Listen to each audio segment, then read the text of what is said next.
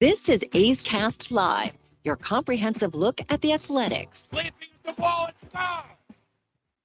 A towering drive into center field by Rooker. And 29 other MLB clubs. A judgy blast. All rise. Here comes the judge. Swung on. Hit high. Hit deep to right. Away back into the second. Bobby Witt Jr. becomes the first shortstop in Major League history to have two 30-30 seasons. Shohei Ohtani starts the 50-50 club. Join us as we take you inside the baseball universe, from humidors to walk-off dingers to Hall of Fame talk. We have you covered. Spend your afternoon with us, only on A's Cast Live. Here's Chris Townsend.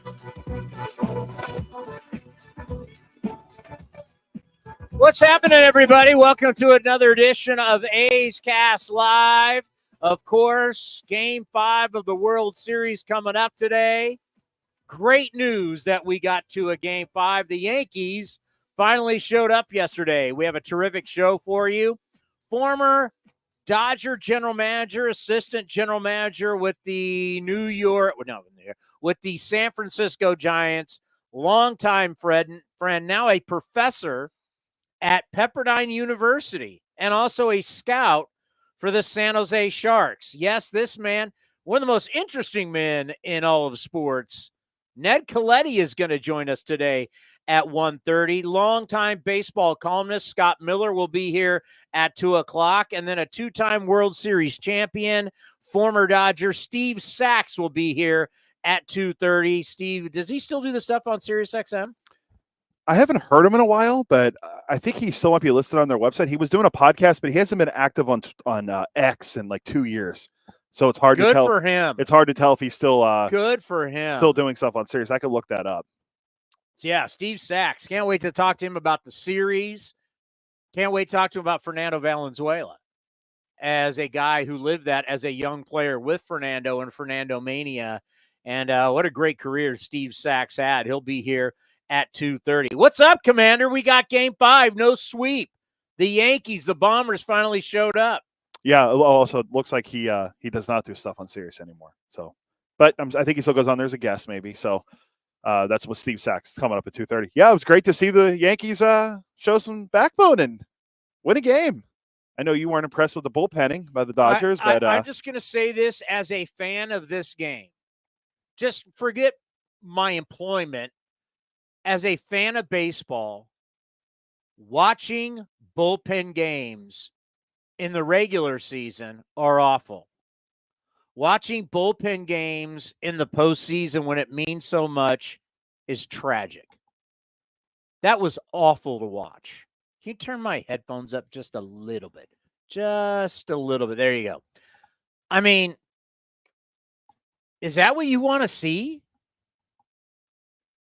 I mean, I guess you're going to get it anyway because starters don't go deep. But, I mean, just to watch Brent Honeywell, if I'm watching a game in the World Series and Brent Honeywell's coming in, I'm like, come on, man. Well, that's former A. That was really? I mean, he didn't play any games. Really? I mean, Trevor Gott's could be a former A, and he didn't appear in any games. Don't you have to participate in a game? I mean, was paid by the A's, but don't you have to appear in a game to be a former A? Yes, on paper, yes, you would think theoretically as well, but I don't know. I mean, I think we can claim Honeywell's an A. No, we're not claiming him as an A. He never played for the A's. He rehabbed. If all you do is rehab, he's not going to go down. What year was that? Was that 22 we got him from Tampa and he was on the team? Wasn't he around last year at spring training? Was it last year or 2 years ago? I don't remember. It was last year. He was hanging around. He is not. You can't list him. I think it was 22 because he actually appeared in games with San Diego and Chicago in 23. Unless we let him go, and you can't list him as an A. He never pitched in a game. Correct, he did not. I'm gonna see when. I mean, that's like saying you're an A.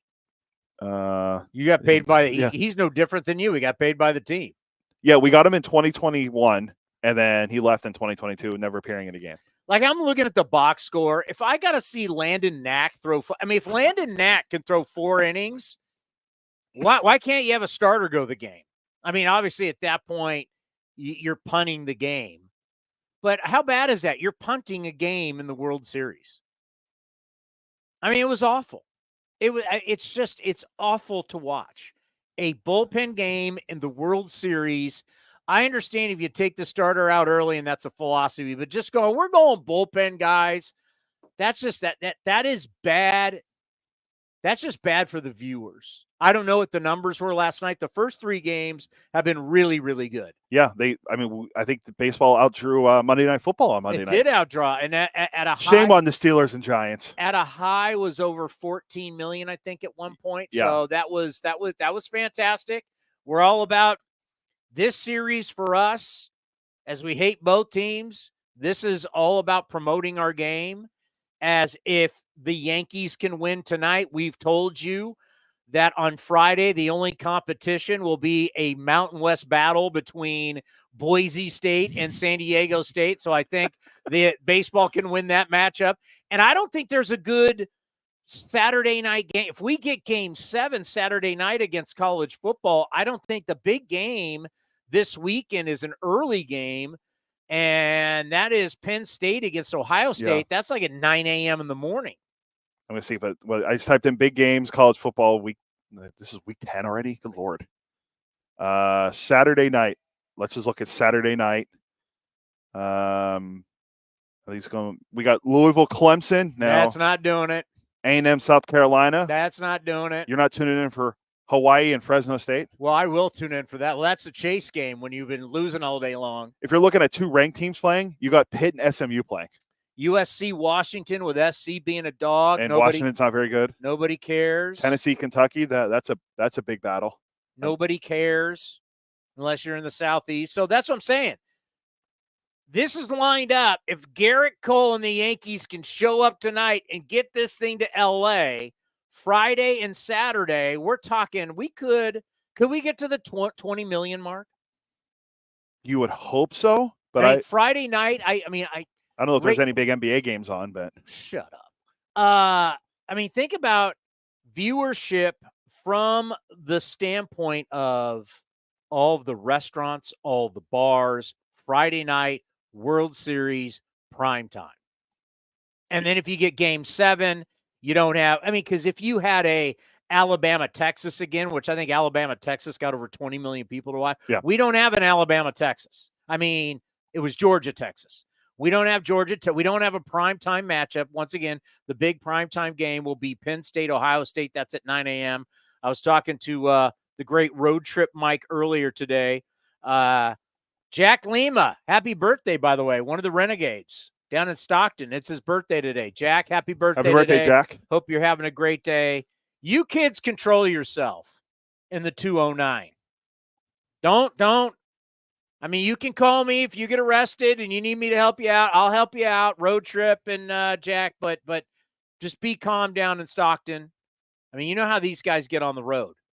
It gets a little squirrely. It's a little loosey-goosey. It's a loosey-goosey era, as Alex Rodriguez will tell you. But Jack Lima, happy birthday. We love the Renegades. So this to me tonight, the number one thing that I'm looking at tonight is Gerrit Cole. People are trying to act like Gerrit Cole is a Hall of Famer. I don't think you realize he's 34 years old. No, he is not going to opt out of his contract. I did ask you that when I got here. You asked me, and I just said, you're silly. Stop being silly. Stop being like one of the Renegades and being crazy on the road. He's not opting out at 34 years old. He signed, I want to say, $324 million. That is correct, $324 million. 325. So this is the game. You signed the contract to be the dude in New York City. This is the biggest game of his career. This is what they signed you for. So you want to tell me Gerrit Cole's a Hall of Famer. You want to we don't care about wins anymore. I don't know what he'll end up with and how long he's going to last health-wise. But when you look at signature moments in a career, this is the one for him. He's got to win this game tonight. I'm not talking 4 innings. I'm not talking 5 innings. I'm not talking 6. And God bless Pedro Martinez. I could listen to Pedro Martinez talk baseball all day long. I love Pedro Martinez. A dream post-game show for me because I think Harold Reynolds breaks down the game great too. I think there's a reason Harold's gone from ESPN. He had some issues there, but ended up in MLB Network. I think Harold Reynolds is a phenomenal analyst. There's something about being a middle infielder where you're always a part of the game, right? Ball goes into the outfield, you're a middle infielder, you're always going to be the cutoff guy or the guy taking the base. You're always involved in every single bunt play, stolen base play that you have on middle infielders, and I think Harold Reynolds does a really good job. I think he gets it. I know he cares a lot. Amelia Schimmel, the voice of the stadium for the Athletics, worked with Harold at MLB Network and said nobody is on top of it more than Harold. So I got a lot of respect. Give me Harold, give me Pedro, and give me Greg Maddux. Can you imagine if you had Maddux and Pedro breaking down the game? Because they can talk about hitters, pitchers, the battles, and everything going on. Because yesterday, and it's hard to get Pedro because obviously he's Pedro Martinez. He's made hundreds of millions. You're not getting him to go to LA. It's very obvious, right? You saw what MLB Network had on after the game in LA. You get Pedro in New York. We're not going to get Pedro every game, and that's the problem with the guys that have made so much money. They don't have to work. They just do it when they want to do it, and that's why you only get him. You'll get him on TBS. You'll get him sometimes when he shows up MLB Network, but he's not going to do it all the time because Pedro's a star. But Pedro, after the game, phenomenal. And Pedro Martinez said it. He goes, he better give me 7. And 7, this is why they pay you. In the end, this is why they pay you. They pay you to show up in the big moments. We spend so much time not having big moments, keeping people from big moments. We always talk about resting guys, saving guys. Well, this is the time. There is no tomorrow if you don't play well. We went out and offered you $324 million. How about that? I'm sitting here talking about college football. We just started paying college football players. They get better ratings than you, and we're paying you $324 million. $324 million. Why did we pay you? We paid you to show up large in the biggest moment. So to me, tonight, because for the Dodgers, if they don't win, you go back home, you got Yamamoto on Friday.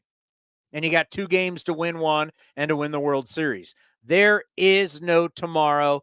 Gerrit Cole, you go out. This is the game to dominate. When we talk about legacy, when we talk about moments, he's won a Cy Young. He's been good. But this is the moment on the biggest stage.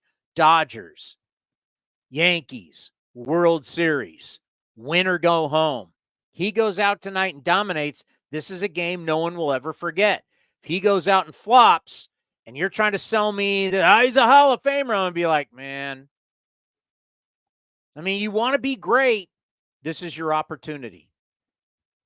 And they didn't pitch you on 3 days rest. You're ready to go. You're absolutely ready to go. Would you disagree with anything that I just said? No, I totally agree with you that this is the biggest game for him in his career. And Jeff Passan wrote an article about Cole today, and I pulled some nuggets from it because it was good stuff. This will be Cole's 7th win-or-go-home start in the postseason in his career. Not just with the Yankees, that's with the Pirates and the Astros. Yes, he started games in the postseason for the Pirates. I was shocked just as much as everyone else. Oh, those are wild card games. No, he started the Division Series game, 2013. But he also started a wild card game. He lost that game. This isn't a wild card game. This is the World Series. So with Houston in 2019, Cole went 8 innings, 2 hits, 10 strikeouts, and a winner-take-all victory in the Division Series.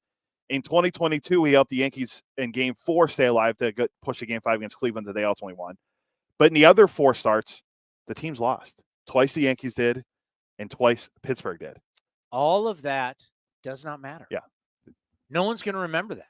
It's what he does tonight. Like, I can tell you started a wild card game. Everybody who's listening or watching right now, they don't care. They don't care what he did with Houston. Tonight is the defining moment of a man's career. Everybody else Even, if Aaron Judge continues whiffing or Aaron Judge starts hitting or if Freddie Freeman goes yard again with Freddie Freeman's in. I said it yesterday. If you're an Atlanta Braves fan, I don't really know any Braves people, but if I knew a Braves fan, I'd want to call him up and go, hey, how you feeling, man? That was your guy. You got to just be livid if you're a Braves fan. This was your guy.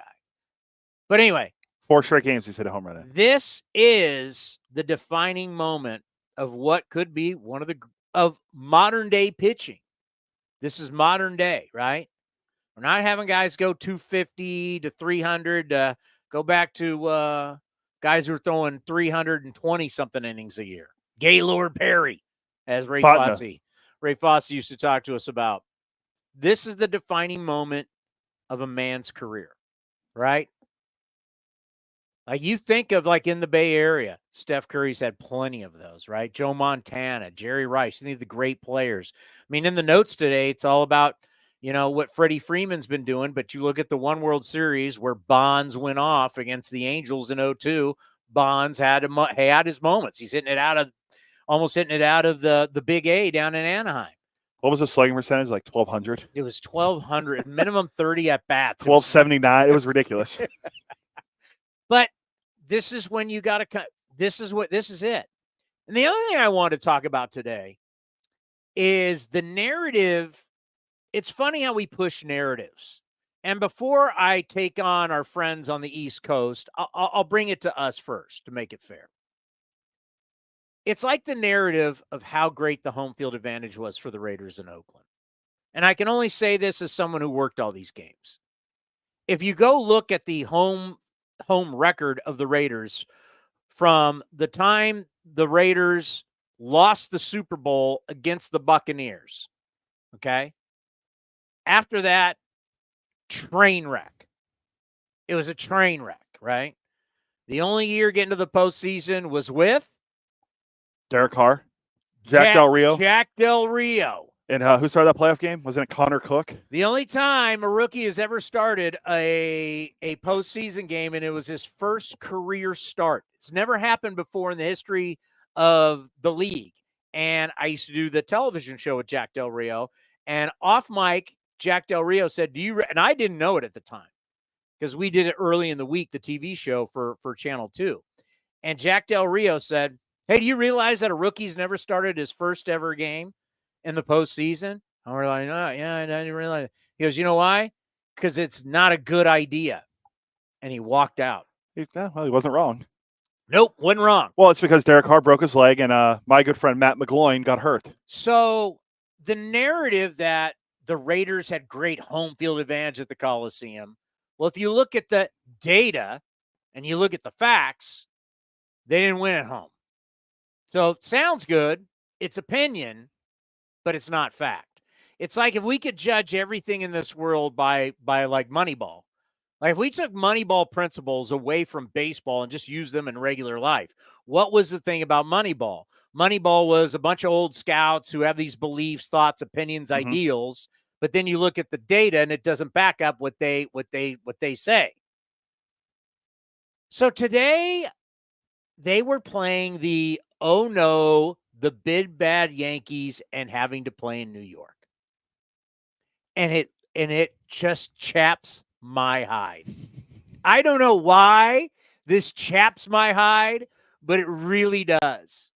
And people play this narrative all the time, and it is so false. It is a flat out fabrication of the truth that until you do it in New York City, until you do it on the big stage, until you do it in New York, until you do it. And it's like, what are you talking about? This is all about them. The New York media / New York fans, this is what they want to believe. This is the narrative they want about themselves, that where they live is you got to come to us to prove it. Because if I look at the data, let's talk New York City. Do you realize the last time the New York Knicks won an NBA championship? Oh, don't do this to Knicks fans. I was, 1 year old? Was it 73? Is it 72 or 72, 73? It was somewhere in there, yeah. I was 1. You knew there was a player on that team? Bill Jackson. I was 1 year old the last time the Knicks won a championship. The New York Rangers. Was it 94? Yeah. They've been in the finals. 94, 95, or 93, 94? Because remember, basketball and hockey. It was whenever the OJ. I was a college baseball player at San Jose State. Islanders haven't won. So your basketball team won when I was 1 year old. Well, actually, it's 72, 73 season, so I would be born. I was not even 1 year old. And then your hockey team hasn't won since I was in college. I was in college a long time, so I like to say when I was playing ball, because there was a few years after. Don't judge me. Do not judge me. I have reasons. And then the Mets, they haven't won since I was in high school, 1986. I was a freshman in high school. I wasn't even born yet. Okay. And the Yankees haven't won since 09. So how can you, and by the way, the Jets and the Giants play in New Jersey. You forgot the Islanders. They haven't won since the 80s. There was 84, right? 80. They won like 4 years in a row or whatever. I think it's been, that sounds about right. It's like 84. Yeah, so I was in junior high. Because Edmonton took over in the late 80s. So I was in junior high. What about the Brooklyn Nets? They haven't won since the ABA. No, the only team that's won recently in New York, the Liberty just won. Stop. So how can you sell me this narrative? Oh, Jack, it was my guy Mad Dog. When we see Mad Dog Russo, I just looked it up today. We'll be in Dallas, starts on the 9th, December 9th, the winter meetings. We always have Chris Russo, our good friend, on. He's been so gracious over the years to us. I am going to have to challenge him. Why do you guys keep selling this? It's false. It's so false. He's the New Yorker. That's why. Yes, it's because they want it. It's a narrative that they want about themselves. We get a lot of it in politics right now, right? Everybody's trying to sell whatever they're trying to sell, but so much of it is opinion, ideals. It's not facts. What's the data? And that's what's great. It's like, would Moneyball be better if we lived our lives by Moneyball principles? Well, let's go to the actual facts and the data. Instead of your opinions, let's go to the actual data, because we really have data on everything. Well, the data says New York teams aren't so big and bad. You want to go back to Joe Namath and the Jets? I mean, come on. They were selling today. Well, Flaherty, and it's New York, and it's New York. You haven't been to the World Series since 2009. Stop it. They're acting like he's pitching in Seattle. He pitches in the second biggest media market in the country. It's unbelievable. They're trying to play the New York, but you realize it's all people who live in the Northeast. It's not. The fact is, these guys aren't worried about playing in New York. Those days, if they ever existed, have been long gone for a long time. They want to. It's the fans and the media really, they are fans. They want to believe this for themselves. It's their opinions, and it's the narrative they're trying to sell about themselves. They want to believe. They don't really. They're telling all of us out there in America, but they want you to believe that you come here and this is the place. And it's like, your teams don't back up your narrative. Otherwise, New York teams would be in championships constantly and winning championships constantly. And you've had other cities, like a city to the north. At one point, look at me, championships New England's won. All the Patriot championships, the Red Sox, the Bruins, the Celtics. Celtics just won last year. You're an owner. They have my 0.5%. I own 1%. They can make a better case.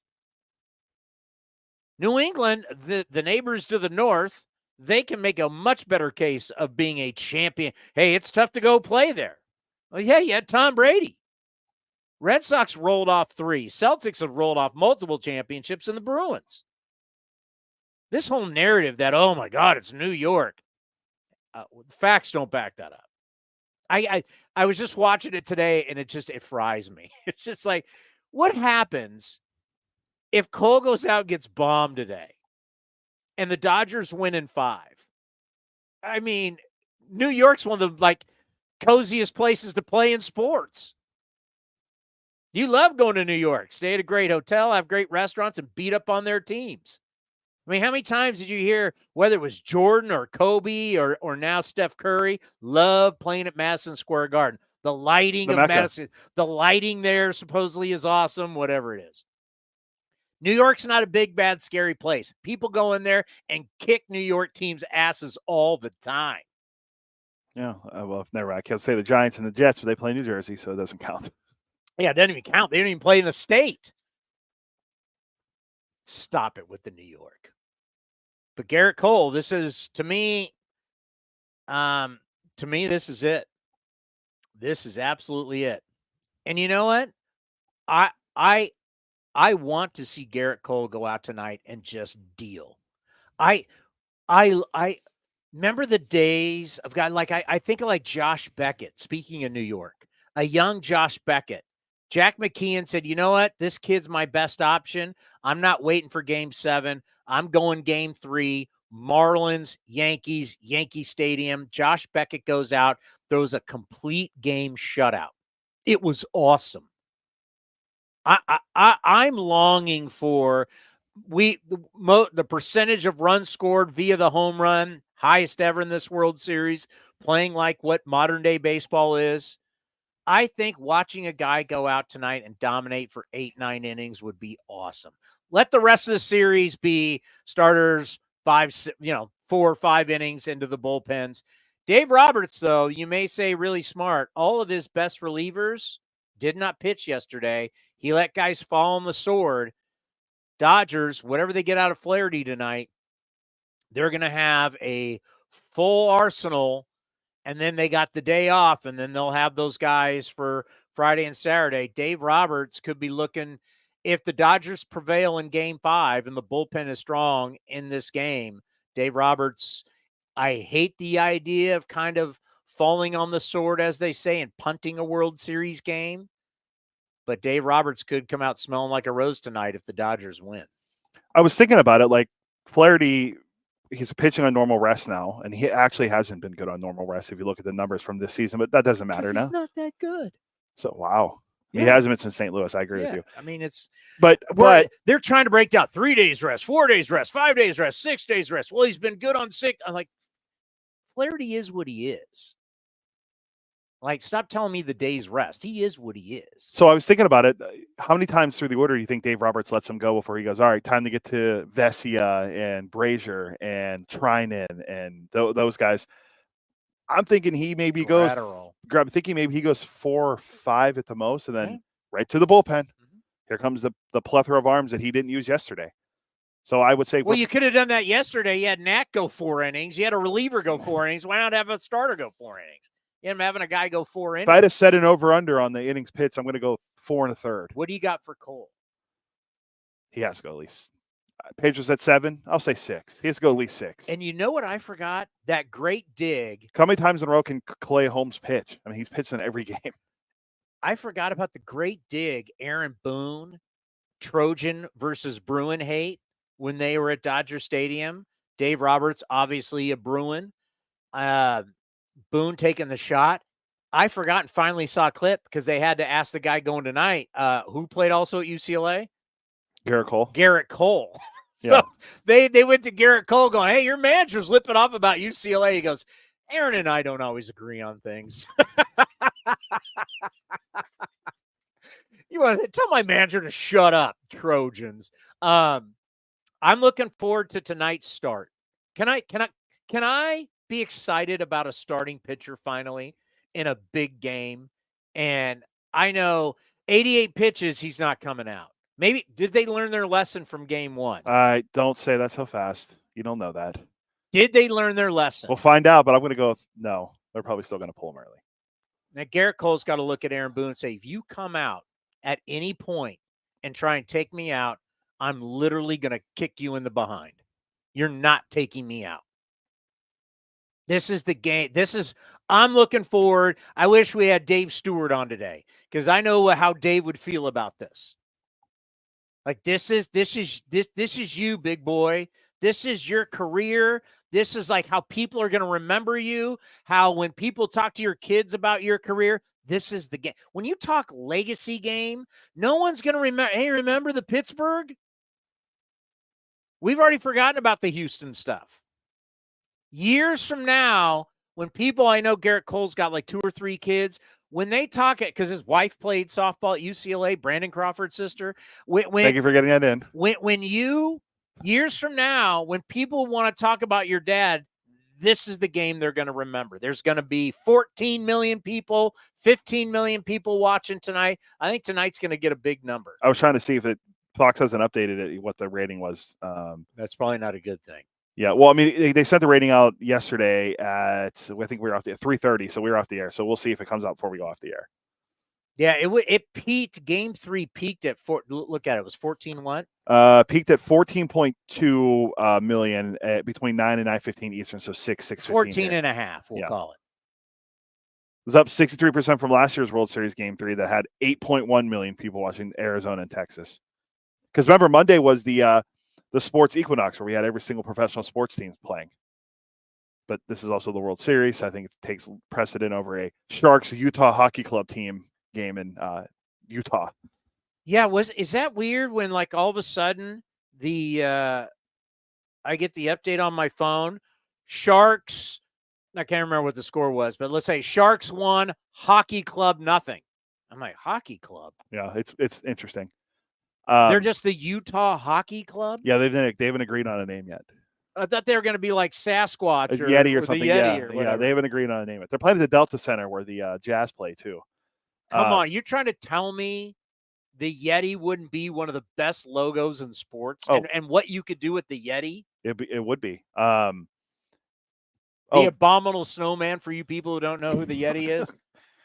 The other basically Bigfoot in the snow. Sasquatch in the snow. I wanted to bring this up yesterday. I forgot. You believe in Bigfoot? I do. Yes. Excuse me. You believe in Bigfoot? I do. Yeah. Why? There's so much evidence showing that he exists. Where's the evidence? Video and stuff I've read. Okay. How could something that big, that hairy, be roaming the earth with everything that we have, and all we have is old, blurred video? There's nothing new. Now that we have these, our cameras can't capture him. Have you noticed that all the Bigfoot video now has gone away? I used to love that. What was the Bigfoot show on Discovery or? Oh yeah, I forgot the name of it. Nat Geo or whatever, where they were like, you'd hear like, and they'd be, and they're like all freaking out. They never find Bigfoot. Have you ever noticed that all the Sasquatch, Bigfoot, Yeti footage doesn't show up anymore now that we all have phones? I mean, we've got video. No one wants to go out in the woods anymore. We've got video of every single stupid thing that happens in human life. Thanks, TikTok. Right? Any dumb joke, any prank, anybody picking their nose, you name it, we got it on video. And now all of a sudden, a 7-foot hairy being, and there's a bunch of them. There's not one. There's supposedly a bunch of, there's like families of Sasquatch, Yetis. And now there's no footage. Now that we all have cameras, now we still just have that blurry thing of this big thing going across the lake, right? That's like from the 70s. We have all these cameras and satellites and everything, and no footage of a 7-foot something hairy beast roaming the earth. All over the earth. Oh, it's in the Pacific Northwest, and it's so woody. We've got people hunting and all over the Pacific Northwest with phones, and they got no video. And you still believe in Sasquatch? One of my favorite things I saw when I was in Oregon a couple weeks ago. You saw it? No, it was a shirt about Bigfoot. Bigfoot, Pacific Northwest hide and seek champion. I do love the idea of. I've always wondered why Disneyland hasn't done more with the Yeti and I was about to say Space Mountain and the Matterhorn. Oh yeah, you can use the character from oh, that's Pixar. Never mind. I was saying you can use the character from isn't there one in like Frozen or one of those movies where there's no snowman or something?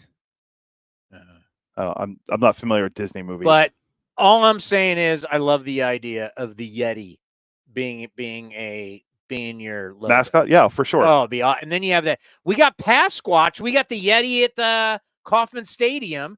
Every single time Pasquantino does something, the Yeti goes walking across the outfield. That's the only time you actually see Bigfoot. He's in Kansas City. I do love that they have that whole marketing thing behind him. It's awesome. The other thing I was going to say that I forgot about yesterday was this was the first time in the history of the core four, major four sports that the finals or the championship went up every series went up 3-0. So the NHL final, the Stanley Cup final went 3-0, NBA finals went 3-0, and then the World Series were 3-0. First time ever in the same year. That's not good. No. That's not good.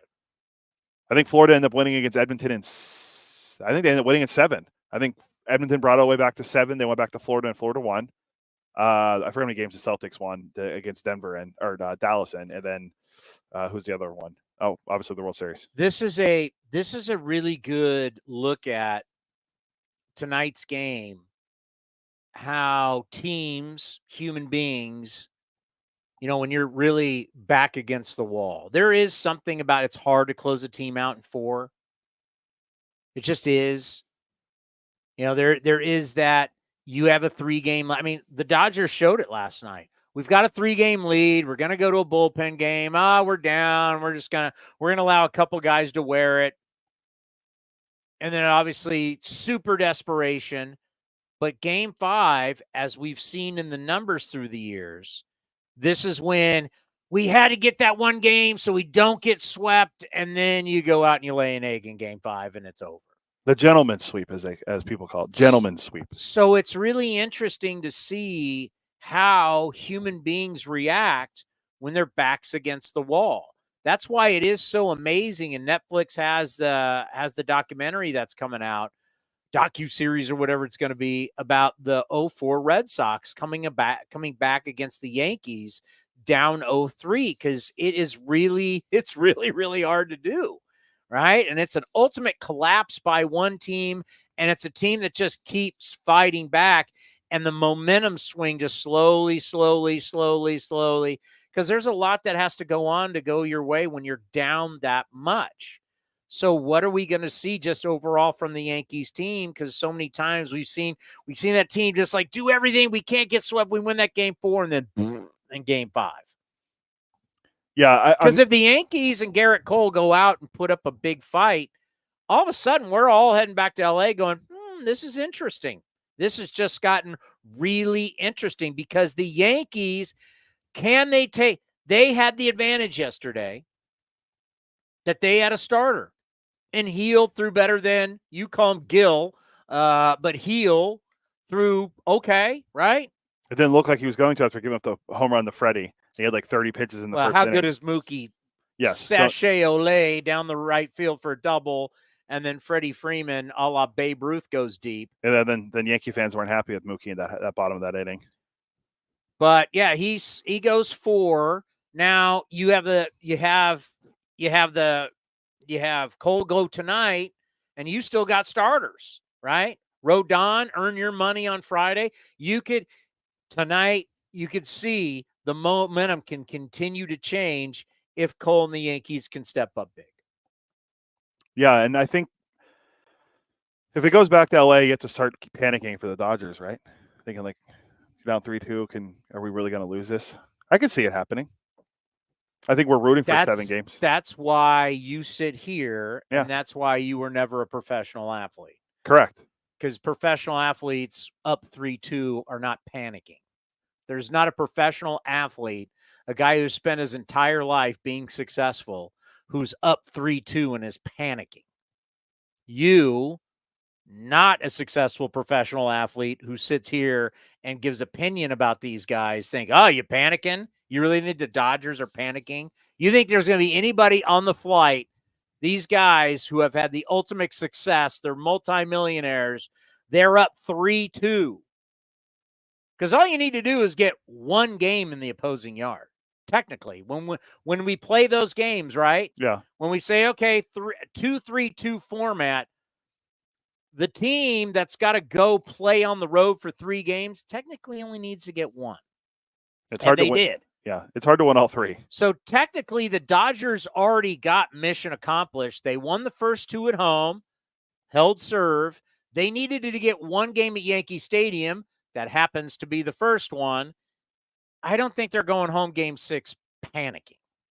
Plus, you have the guy that was a part of the team to only ever come back from 03, so he knows how to handle the pressure and the if there will be nerves heading into those games. And I hate to bring up, once again, if we looked at everything through the Moneyball lens, facts versus opinions. How many of these guys how old were they in 04?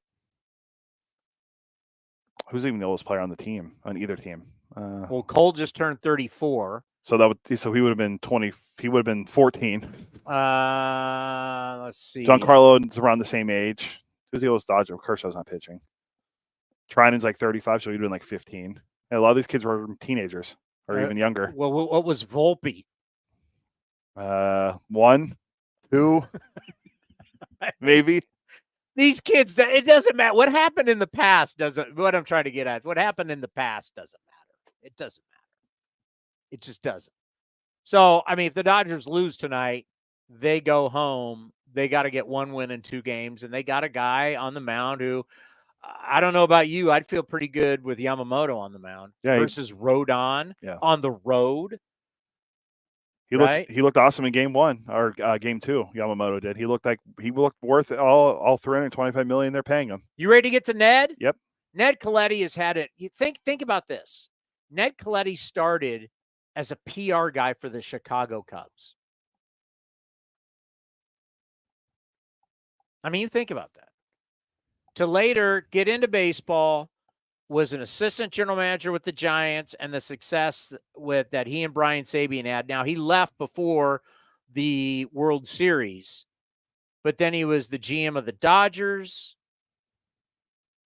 He now is a professor at Pepperdine down in Malibu. Pretty sweet if you've ever been at Pepperdine's a beautiful university.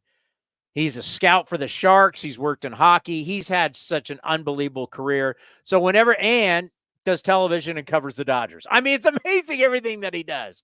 Our old buddy Ned Colletti, we got a chance to talk to him so we did it right after the show, before game 4, hoping it wouldn't be a sweep. We lucked out. Here is Ned Colletti.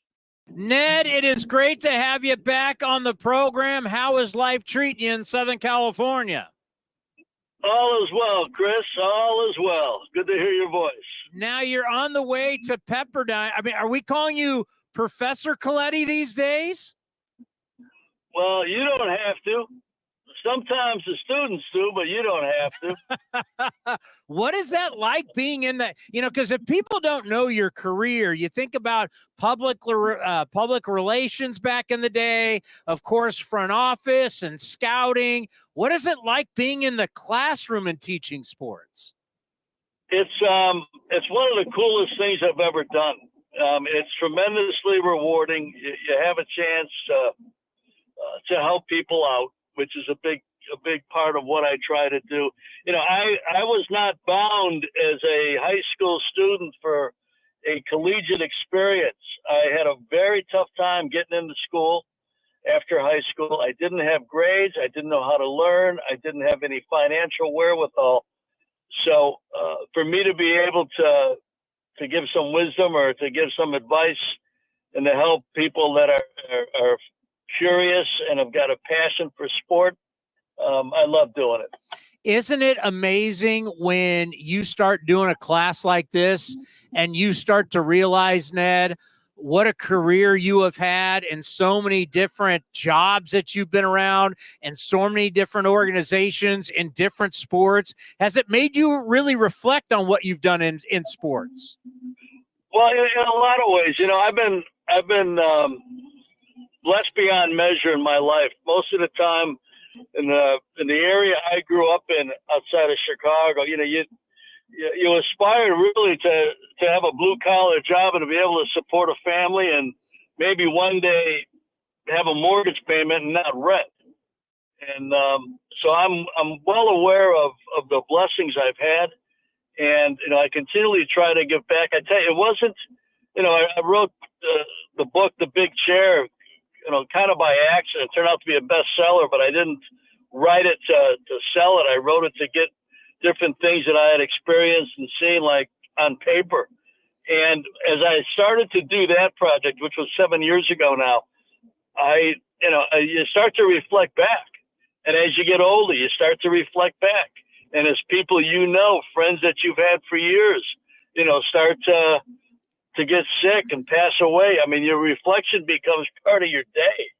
And so, yeah, I've been able to look back at it, and, a lot of it I find to be unbelievable, but I know what I put into it to get there. I know the sacrifices I've made. I understand the path very well. As much as I guess, think back to, the good moments and the great people I've met along the way, including yourself. I also know the price that I paid to do it. And nothing comes without a lot of hard work, unless you're inheriting, I guess. But, to get there with the, through, quote, the old fashioned way, it takes a lot, and it took a lot, and it still takes a lot. I still work, in my mind, very hard at what I do, because I never want to let anybody down. And I always want to be somebody that people can count on and people can rely on. And, I'm going to miss most of Game 4 tonight, because I made a commitment to teach tonight.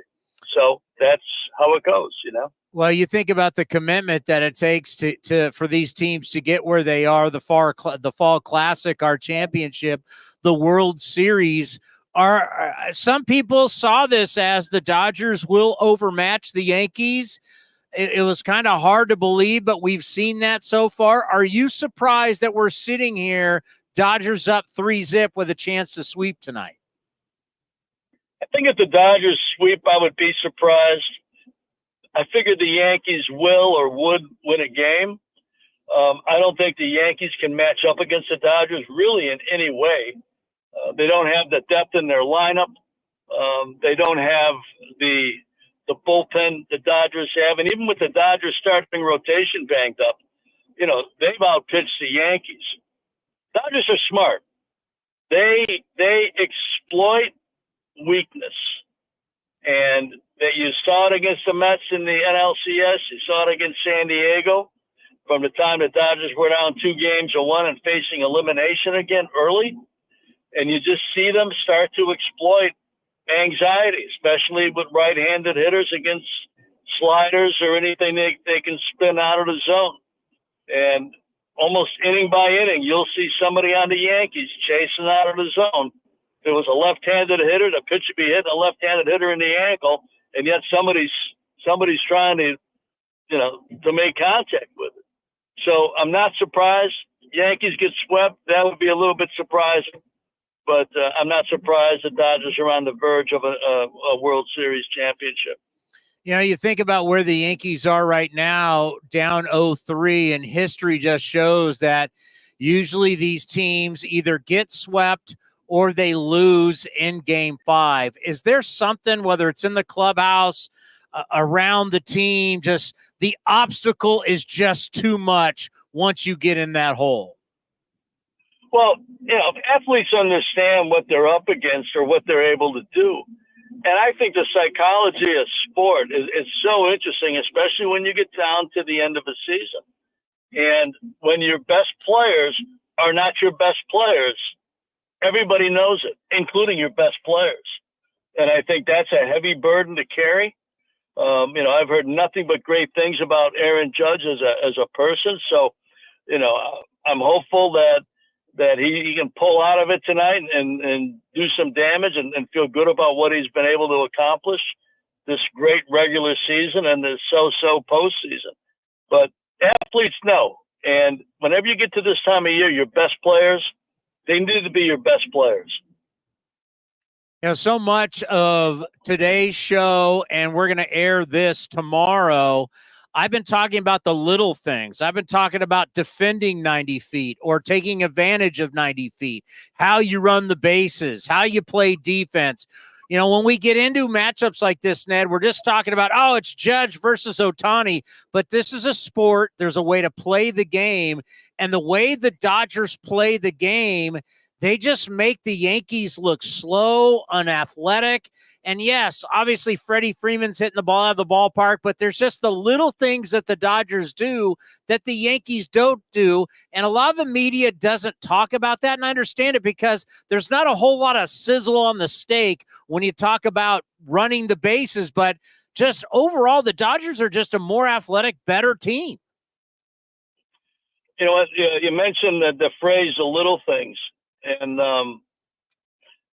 sitting where I sat for a long time, both in San Francisco and LA, you discover there are no little things. We may think that the Yankees being a little bit lazy on that throw in the other day at second base that got away and allowed Towny to go 90 more feet and end up scoring a run in a tight game. That you would think, well, that's a little thing, but that's not a little thing. Being able to bunt, being able to get guys over, that's come out of the game by and large, but it's back in the series here a little bit. Execution is huge. Secondary leads all these things. And the Dodgers they've been disappointed in the past by getting to the postseason and not getting deep into it. So everything they do is turned up another notch. And you add the rivalry going back to when they were neighbors, and now they're bookends of history, the Dodgers and the Yankees. It's powerful for them. I'll say one other thing about championships. And, when you think about the Warriors and you think about the great Niner teams, all of them have a fierceness to them as well. They have talent, they have execution, but they also have a fierceness to compete. And I think when you look at the Dodgers from 2 years ago, they got beat by San Diego early. They got swept out by Arizona last year and did not lead for one inning. And people said, well, it was the days off before the series and all of that stuff. To me, that's an excuse. And they were down 2-1 to San Diego in their first round and San Diego's second round a couple weeks ago. And whatever happened, maybe it was Machado kind of lobbing the ball towards Dave Roberts in the Dodgers dugout. Maybe it was that. But something provided, or somebody provided, a spark and a fierceness to this team right now. They're not getting beat. Okay, they may get beat tonight. They may lose 2 games. I doubt it, but they have a fierceness to them where they are not going to get beat. You look at the Giants, 10, 12, 14, same thing. They just had that inner strength and character. They just refuse to get beat. Simple. And not every team does that. And I think that's one of the marks of a championship team to me, is they've got that fierceness. When you think, I'll say one more thing before I take a breath here, but as you think about all the great teams that have won, you notice that they've got this. And not every team has it. And it's, I think, not society, but I think contracts and entourages and the representation business, all those things work against this, because it's easy just to be a great player and get paid and not worry about result, team result. And so a lot of things work against us. And I think in the realm of professional sport these days, and probably in time in college sports with the NIL deals. But for those that want to win a championship, you're going to have a fierceness to what you do. And you're not going to care what you get paid. You're going to care about winning a championship. God, and what's so interesting about that, Ned, and we can end on this, is as somebody that's had to put teams together and build teams and try and win, you just can't build it. You can't. It's like you can strive for it, right? But to actually build that and have the human beings who want to have that, as you said, fierceness, it's just, you just can't make that happen with money and free agents. It's just, to build it is so hard. Amen. And that's my point. It's difficult to do. You can't just look at analytics. You can't just look at scouting reports as much. You have to figure out who's who.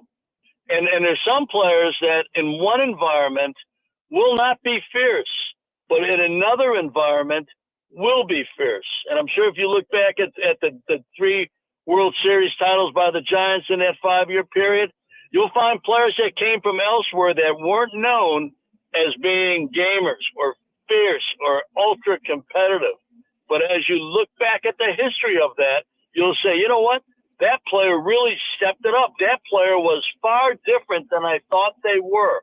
Well, maybe not. Maybe they were who you thought they were, but the environment and the need to step it up and to compete at the highest level is a game changer. Well, Ned, when I think about the toughest places to work in sports, I think Malibu and Pepperdine University has to be one of the toughest. Well, I haven't discovered that yet, but I'll keep looking with that idea. I mean, you can't get a better, more beautiful campus than Pepperdine. No, it's been phenomenal, and they've been wonderful to me. They treated me great. I scout for San Jose Sharks, and I work with them a lot. Yeah. In different capacities. This is the teaching thing. I travel to do it. I come off the hockey road to do it. I come back from seeing family to do it. So if it wasn't worth my while because of what it brings and the place that you do it and how people treat you, I would have probably never started it. Well, and it also helps you keep learning, right? And you've done so much in your career, but teaching other people still helps you learn. That is a great point. I learn every day. Ned, thanks so much for the time. We appreciate it. Enjoy the rest of the World Series. Good luck with the teaching, and let's hook up soon and talk a little San Jose Sharks. You got it. Thank you, Chris, for the time today. Be well, my friend. Thank you. If you haven't been to the Chicken Pie Shop in Walnut Creek, what are you waiting for? You're going to love the new menu, and it's a great place to watch all the pennant race action and the upcoming NFL and college football seasons. Come taste their world-famous chicken pie that has been served in Southern California for 86 years. Spacious indoor and outdoor dining, perfect for your next corporate party or birthday celebration. Don't forget free parking. For more information, go to chickenpieshopwc.com. That's chickenpieshopwc.com. This is Commander Cody, and fall is upon us, and Linksole has dropped their new fall line. New pants fit for a more custom experience with elevated layers and performance polos to help transition from season to season, no matter if you're wearing them out on the golf course, out to dinner, or just hanging out with friends. Some effortless looks to help you find the right look and feel for any occasion. Go to their website, linksole.com. That's linksole.com, and find out how you can unlock 20% off your next order. Remember, in the big leagues, to play good, you got to look good. This is the place where you can dance like nobody's watching, win like nobody's business, and get away like you mean. So what are you waiting for? Come join the party. Take that evening out and make it a night you'll never forget. This kind of action can't be beat. There's a lot more than golf going on at Cinnabar Hills Golf Club. Sure, there's 27 picturesque and challenging holes of golf, but there's so much more. Saturday, November 16th, it's their second murder mystery dinner, the most wonderful crime of the year. Come dressed in your best ugly Christmas sweater and enjoy an evening of fun, mystery, and delicious food. Reservations required. If you're in charge of the office holiday party, Cinnabar Hills is the perfect venue. And for new clients, book your party before November 30th and get $1,000 off the venue fee, minimum 50 guests. Getting married in 2025? Cinnabar Hills has dates available, and they would love to host your special day. Book before December 31st and receive a complimentary chair upgrade for up to 150 people and complimentary cake cutting fee. There's a lot going on. The murder mystery dinner November 16th, your office holiday party, or the site of your perfect wedding. And the golf's pretty darn good, too. For more information, visit CinnabarHills.com. Cinnabar Hills Golf Club, Silicon Valley's premier golf and event destination. Like sports, business is about winning. Championship decisions are business decisions based on what it takes to help your company win. And that's why there's UBO Business Services, specializing in helping you win every day by streamlining workflows, managing documents, and providing the best-in-class office technology. Make your championship decision with UBO Business Services. Visit them at ubeo.com. That's ubeo.com. Looking to stay up to date on all things A's? Head over to athletics.com/AceCast. That's athletics.com/AceCast to listen to A's baseball in full 24/7 coverage of the A's, only on A's Cast. With a single click, you can stream great shows, live pre- and post-game coverage, and of course, all the great action of the A's this season. Head to athletics.com/AceCast today.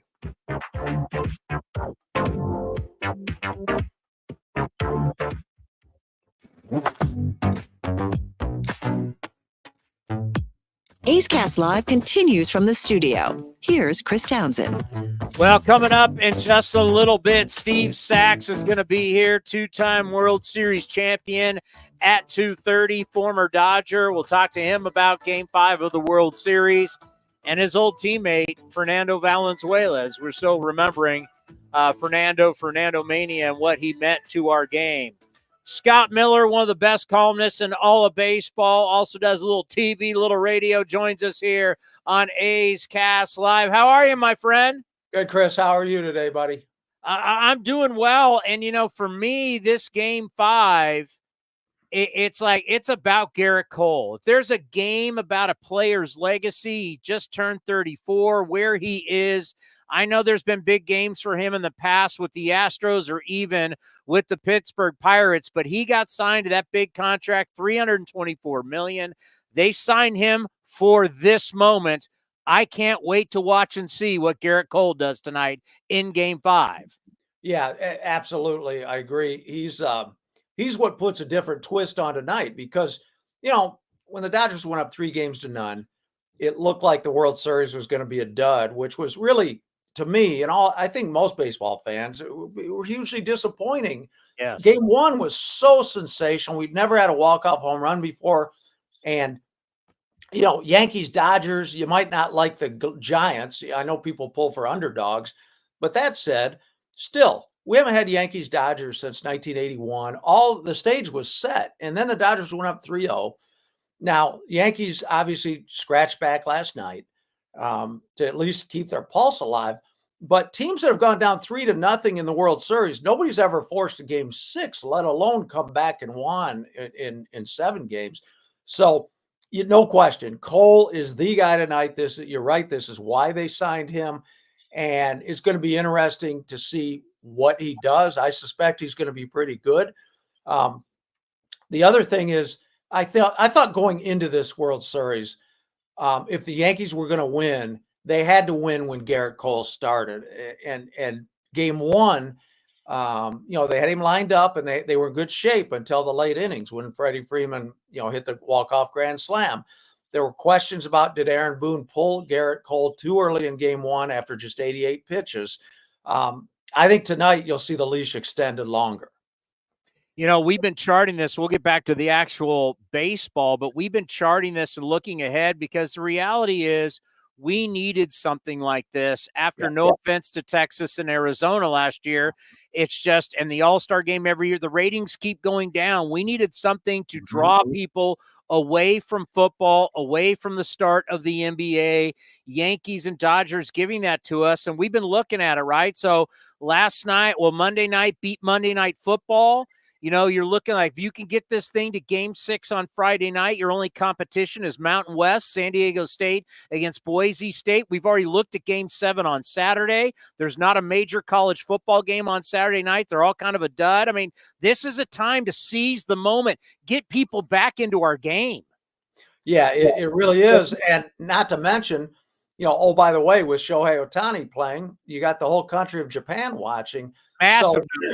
Yeah, I don't know if there have been more eyes on the World Series than there are right now in decades, perhaps. I mean, when you add Japan into the mix. So if the Dodgers and Yankees, and I know if you're a Dodger fan right now, you're saying, forget all that. Let's just end it tonight. Speaking from the bigger picture, just as a baseball fan and what's good for the game. Yeah, if the Yankees can pull it out behind Gerrit Cole tonight, and send this thing back to Los Angeles, then it gets really interesting. And, I do think you're right. We need things like this for the sport, for the good of the sport, the television ratings, all of it. The more people that watch, the better. And, ain't nobody going to be watching if the Dodgers end it tonight. You think about your long career and basically studying athletes and studying human beings and human behavior. We call it the gentleman's sweep when you win in 5, because what we've seen so often is a team gets down 3, they muster up enough just not to get swept, and then the next game they lay an egg. What is it about this game 4 to game 5? And there's something that the human beings, they don't want to go out in 4, but then they flop in game 5. Yeah, it's hard to say. I think no matter what anybody wants to tell you, Chris, I think subconsciously, when a team gets down 3-0, most of the time, the writing is so on the wall that they go out and try. I mean, there's obviously pride in their game, but the writing is so much on the wall that I do think subconsciously there's that natural tendency to let down a little bit, especially in game 5, if you fall behind early. And that's frankly what I thought was going to happen to the Yankees in game 5 when Freddie Freeman hit yet another first inning home run and they're down 2-0. And then the Dodgers put some guys on base in the second, third inning, and it looked like they're going to add on here. And this looks over. To the Yankees' credit in game 5. And I think the Yankees probably in that uniform, in that stadium, in that city, they're the one team that's not going to subconsciously let down because there's just too much history. New Yorkers are a different breed. And, to the Yankees' credit, they rose up last night and did what they needed to do. The guys at the bottom of the order, Austin Wells and Anthony Volpe, turned out to be the hitting heroes. And, now maybe, I know the Yankees are feeling, Aaron Judge got the big RBI single in the late innings, finally looked like himself. He crushed that ball, even if it was only an RBI single. And, the Yankees are, I know, thinking, look, we've got some of the other guys, the non-star players are starting to hit. Now if we get Judge and Soto and Stanton to hit, we can pull this thing off. And I do think, as I said, that team in that city and that stadium tonight, that's Dodgers. If they're to clinch, then all credit to them, because it is not going to be easy against either that team or that fan base. As a Hall of Fame voter, what does a series do like this for a guy like Freddie Freeman? I think it's like when we were kids in school and you remember, you'd worry about your grades and then certain teachers would allow extra credit. Like for me, I was always terrible at math and, math just came as a struggle. And I still remember in high school, I had geometry and, Mr. Sanderson, he was the varsity football coach. I know football coaches have reputations. Maybe they're not great. This guy was a great teacher and a great football coach. He's in the Michigan High School Hall of Fame. And Mr. Sanderson taught geometry and he allowed extra credit. That's the only reason I got like a B in the class. I'd get like tests and I just couldn't get it. I get like a C-. And, I lifted my grade up to a B with extra credit. And that to me is what like a Freddie Freeman or whoever it is, Jack Morris, I think qualified for that with all of his October heroics. I think October can be that extra credit. And I don't know that Freddie Freeman needs extra credit. If you even take away October, I think he's probably on a Hall of Fame track anyway, without even looking at the numbers. But if there's any question, if he's an iffy gray area Hall of Fame candidate, then I think you say, yeah, but look at all the stuff he did in October. Then I think that pushes him, a guy like him or whoever, over the line. Then on the flip side of that, some of our younger viewers and listeners may not remember, but you go way back when Dave Winfield signed that big contract with the Yankees and didn't come up big in 1981 or the other times. And George Steinbrenner, the owner, nicknamed him Mr. May. Yep. For Aaron Judge, if he, like, let's say it ends tonight and he strikes out a few more times and doesn't do well, the narrative on Judge isn't going to be so hot. No, it's which is another fascinating angle, both tonight and if the Yankees can push it back to LA into that portion of the series. Is Judge going to be able to start being Aaron Judge? And it reminds me so much of Barry Bonds. Early in Bonds' career, he was kind of Mr. May too, if you want to use that epithet. He did not perform well in October. Yeah. Finally, in 2002, when the Giants played the Anaheim Angels in that memorable 7-game World Series in 2002, finally Bonds almost carried San Francisco to a World Series win, all by himself, almost. It's kind of like that with Aaron Judge. You're right. He's got enough postseason games now. I think last night was his 56th. He's played 55 or 56 postseason games, which is about a third of a season. And his numbers are not good. It's not just this World Series or this autumn. It's over an extended period of time. So the longer that drags, the more baggage he's got to carry and the more baggage he's got to figure it out. I feel bad for the Bonzes and the Judges at this time of year because, everybody's quick. The narrative is quickly like, oh my gosh, he's choking. And I don't think it's necessarily that. It wasn't with Bonds. It's not with Judge. I mean, it may get into their head some, and maybe I did see Judge come out of the strike zone earlier in the game yesterday.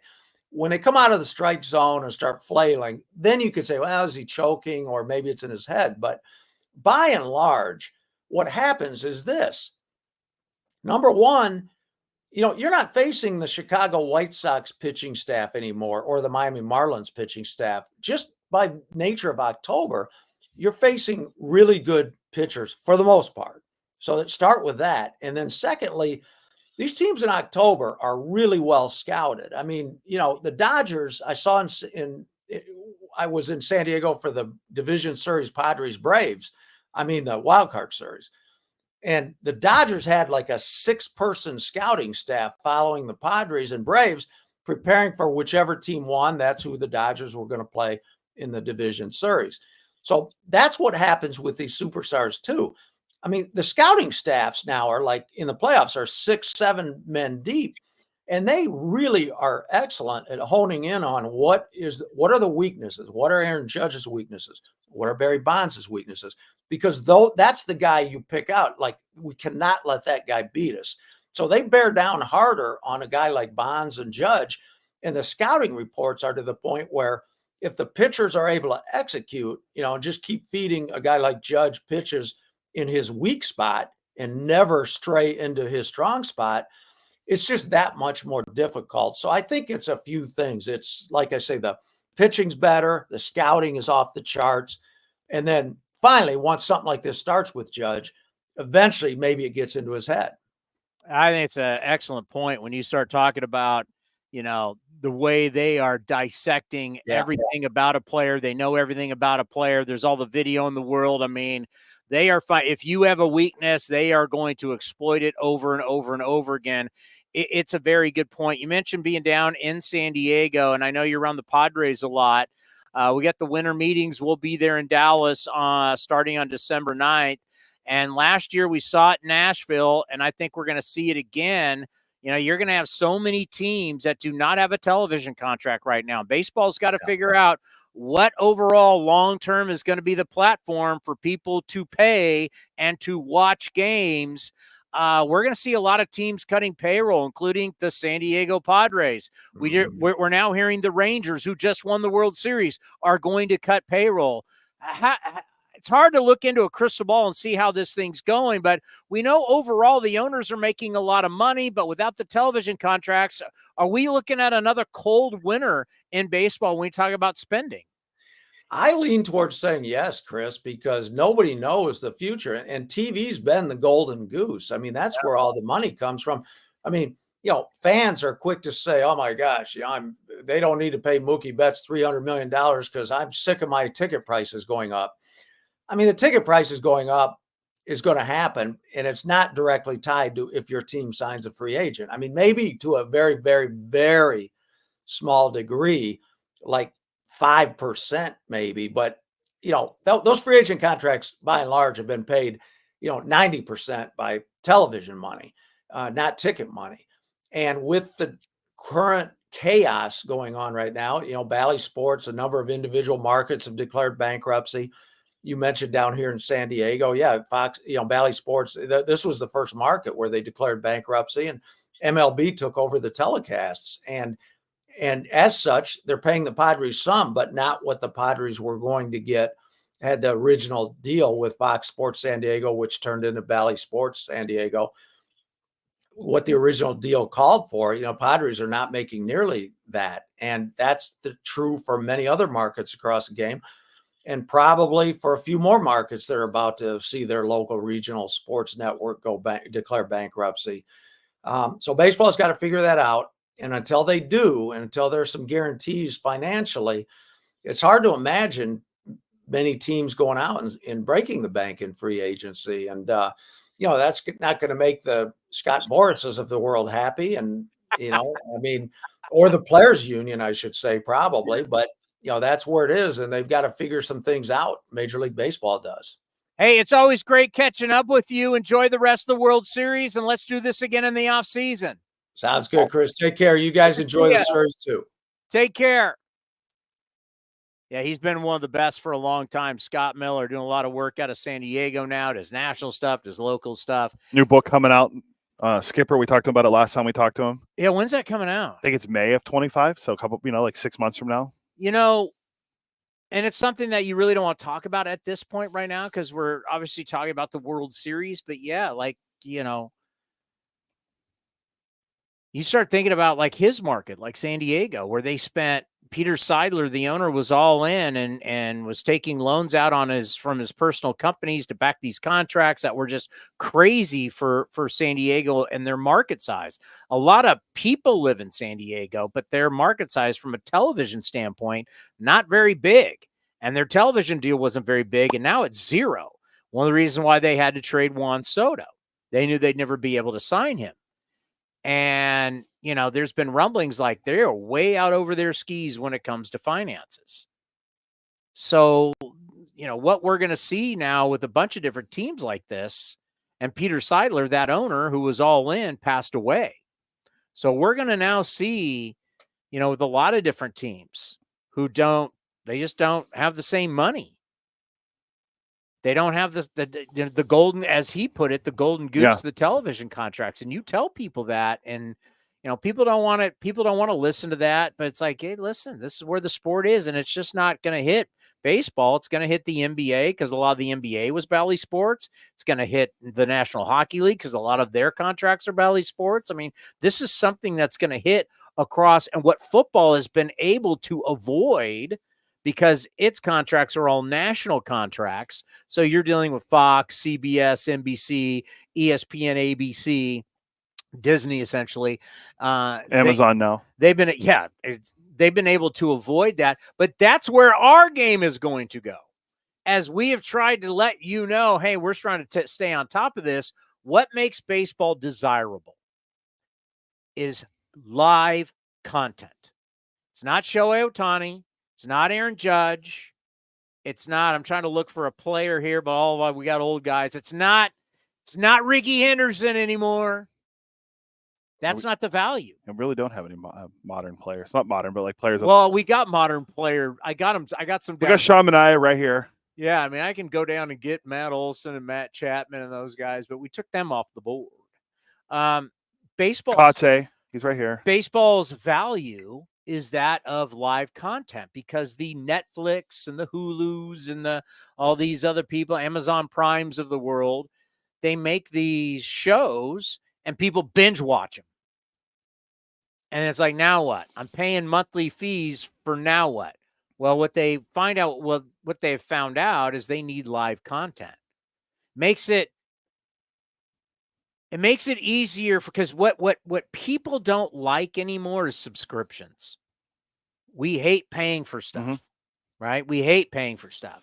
So if you're going to get me to pay, I don't know, give me a number, $10.99, $11.99, $15.99, whatever it is a month. I got to have more than, here's a show I now have binge watched it. It's gone. I got to find another show. If you have live content, right? The first big experiment was the NFL. The NFL putting Thursday Night Football on Amazon Prime has been a huge, like, is this going to work? Are people going to Amazon Prime? I'm an Amazon Prime member, so I'm able to watch it, right? I never signed up for Amazon Prime. My wife did. And I'm like, we're Amazon Prime, right? Okay, so I can watch it, no problem. But now you've conditioned me to go and watch games, Amazon Prime. Well, it looks like a regular football game to me.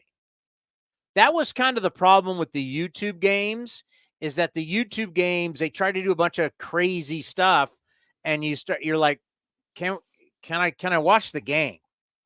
Now I'm in on all the different stuff, but I would have, if we went back and studied it, I'd be like, I'd take that out. I like that, don't like that.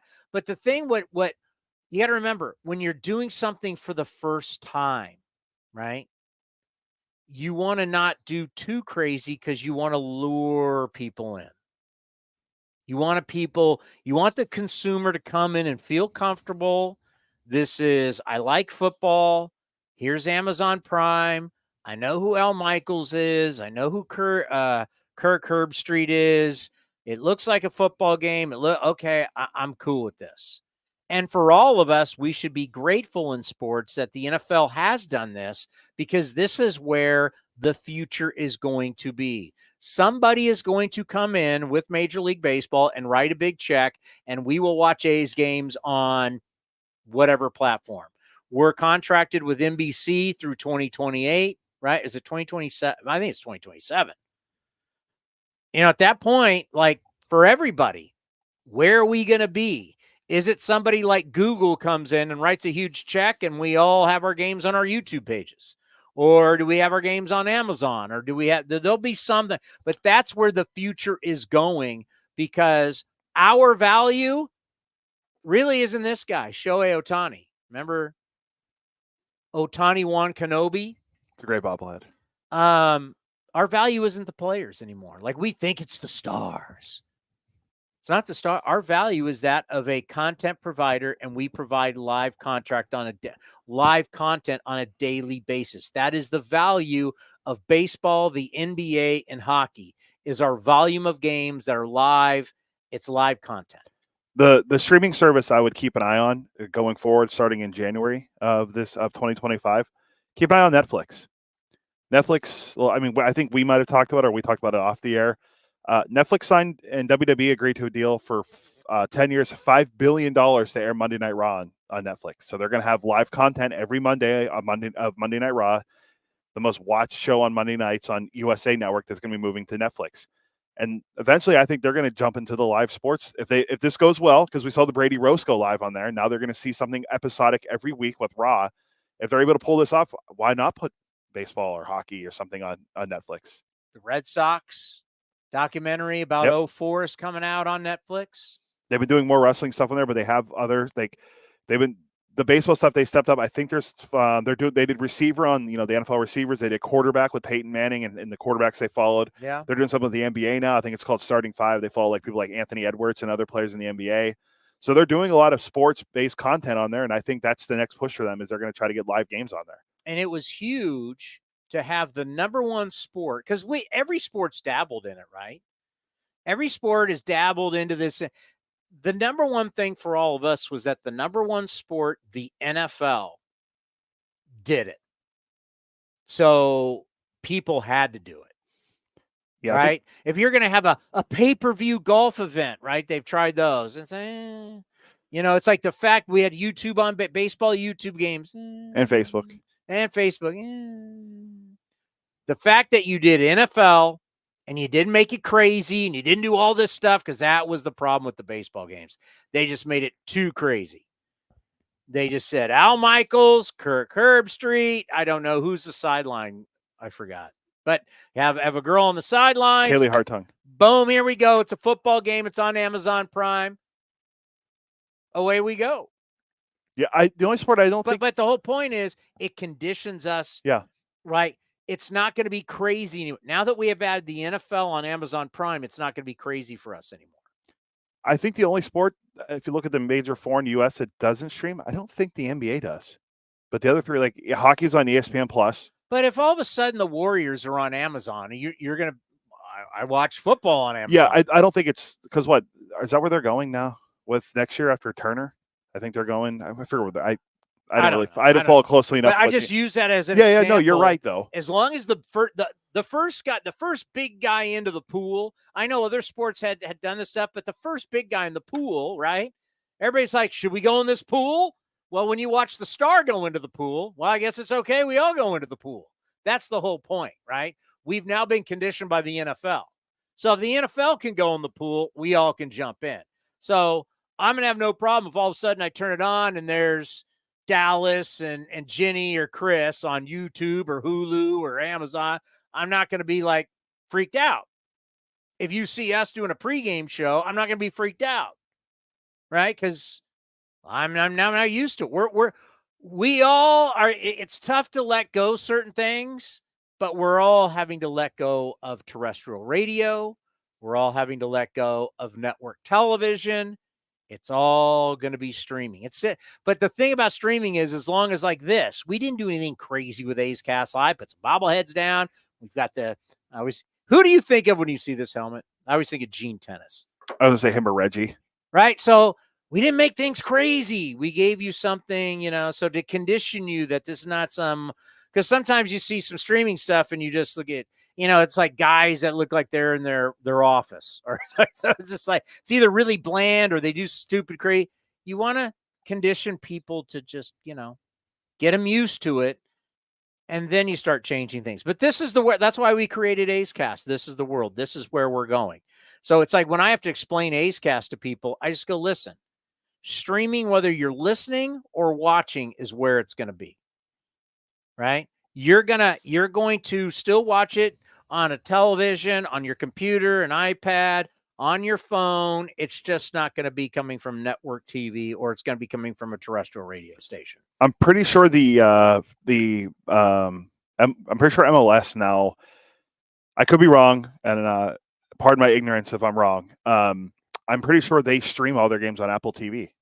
It's like a package that you have to. So you can stream. If you want to watch the earthquakes, everything's on MLB. Is on Apple TV. I mean, if you think about it, man, everything, high school football, minor league baseball, all like I got a buddy who plays, is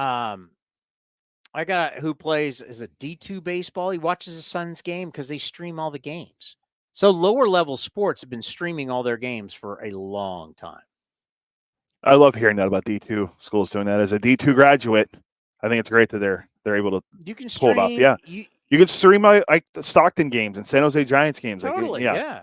I mean, if you have the MLB package for MLB TV, you can watch all the games. I mean, I watch the Aviators. I'll watch the Ports play if I'm at home when it's on. The San Jose Giants and the Ports running the games with one camera, but their games are on. You can watch them. So Steve Finelli, our VP, yeah, his son. Well, he did. His son played with my buddy Dave Jennings. Their sons played together. And I want to say it was D2 or D3, and both of them. I remember I was with Steve. at spring training. He yells at me up in the office, says, "Come here," because my buddy's kid had just hit a home run. He was watching on the computer. Like, we're all used to it now.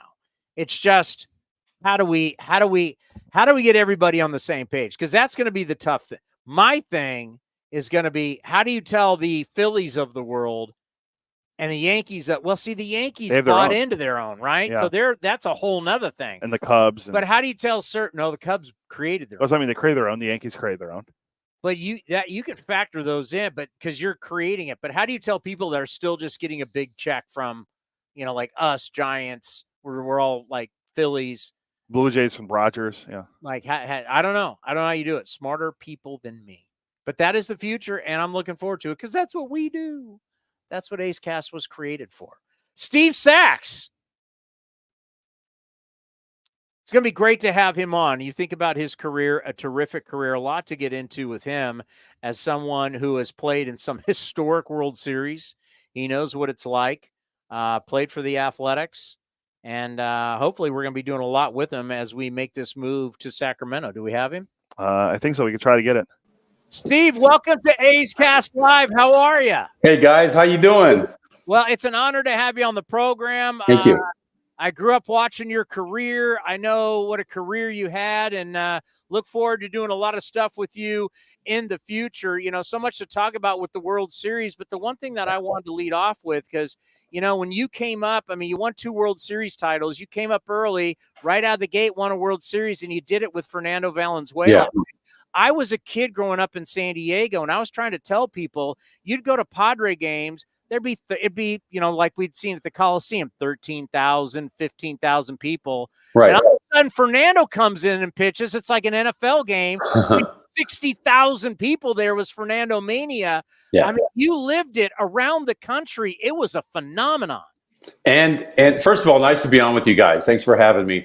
And with Fernando, it was every time he pitched, it was an event such as that. It was a packed house. Didn't matter if it was on the road. And he certainly was by himself able to transform a whole viewing base in the LA basin, mostly, of course, around the Chavez Ravine area, transferred that whole organization into another orbit just because of Fernando Mania. And really the Latino Mexican American population there just was absolutely enthralled with Fernando and what he brought to the table, especially his first 8 games. I think he had 5 shutouts and a .5 ERA.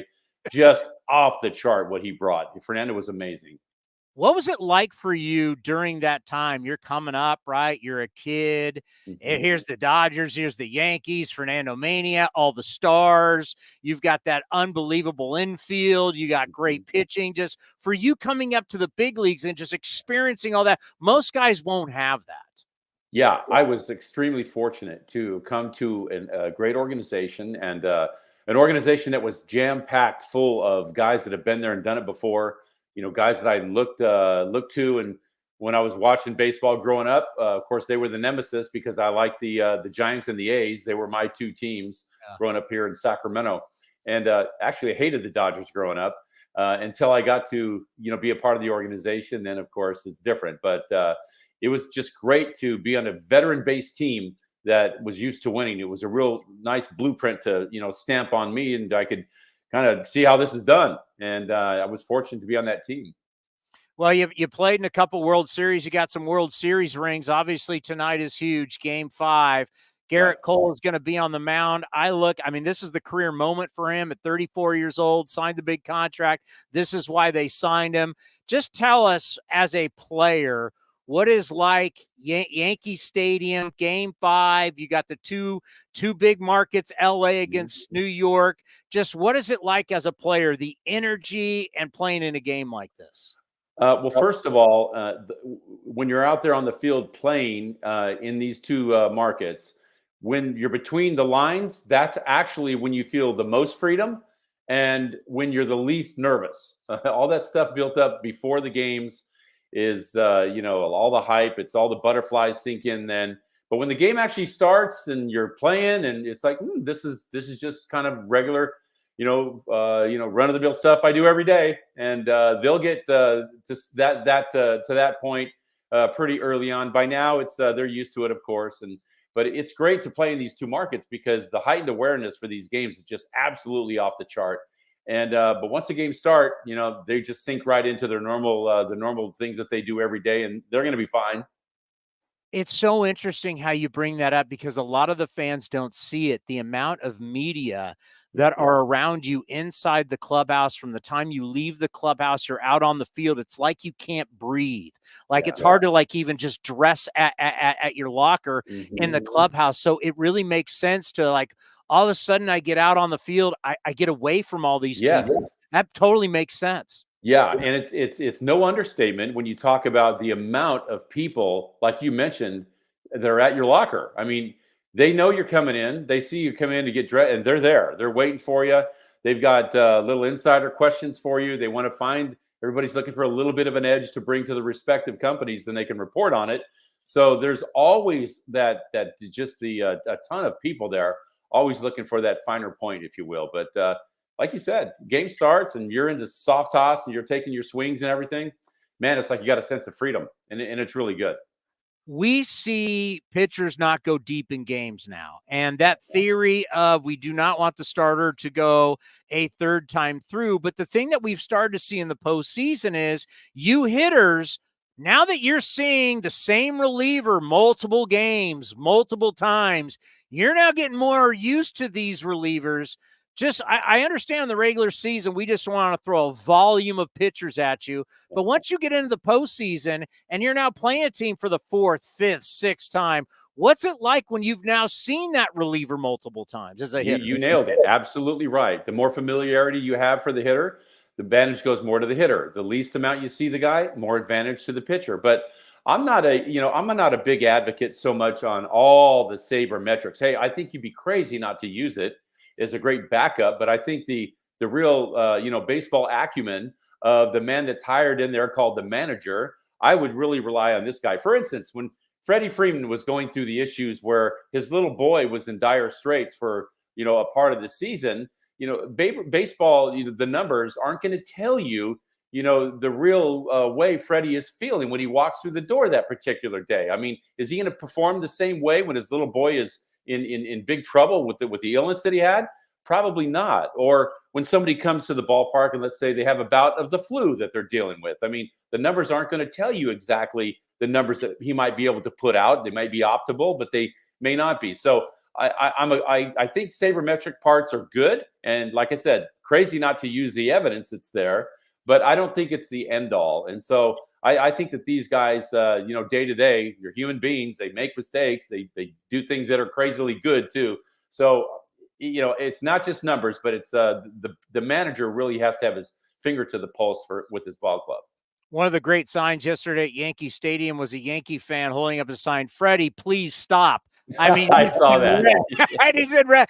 I mean, can you imagine? I mean, the time to have the baseball look like a beach ball coming in is the World Series. It's a lot of fun to watch a professional athlete just be really like in the zone. And Freddie is such a professional hitter. And that's like the best compliment you can get from another player. He is a real pro.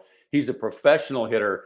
I saw Freddie a couple of years ago, and he wasn't going well. He was in a streak where he was just not buying a hit.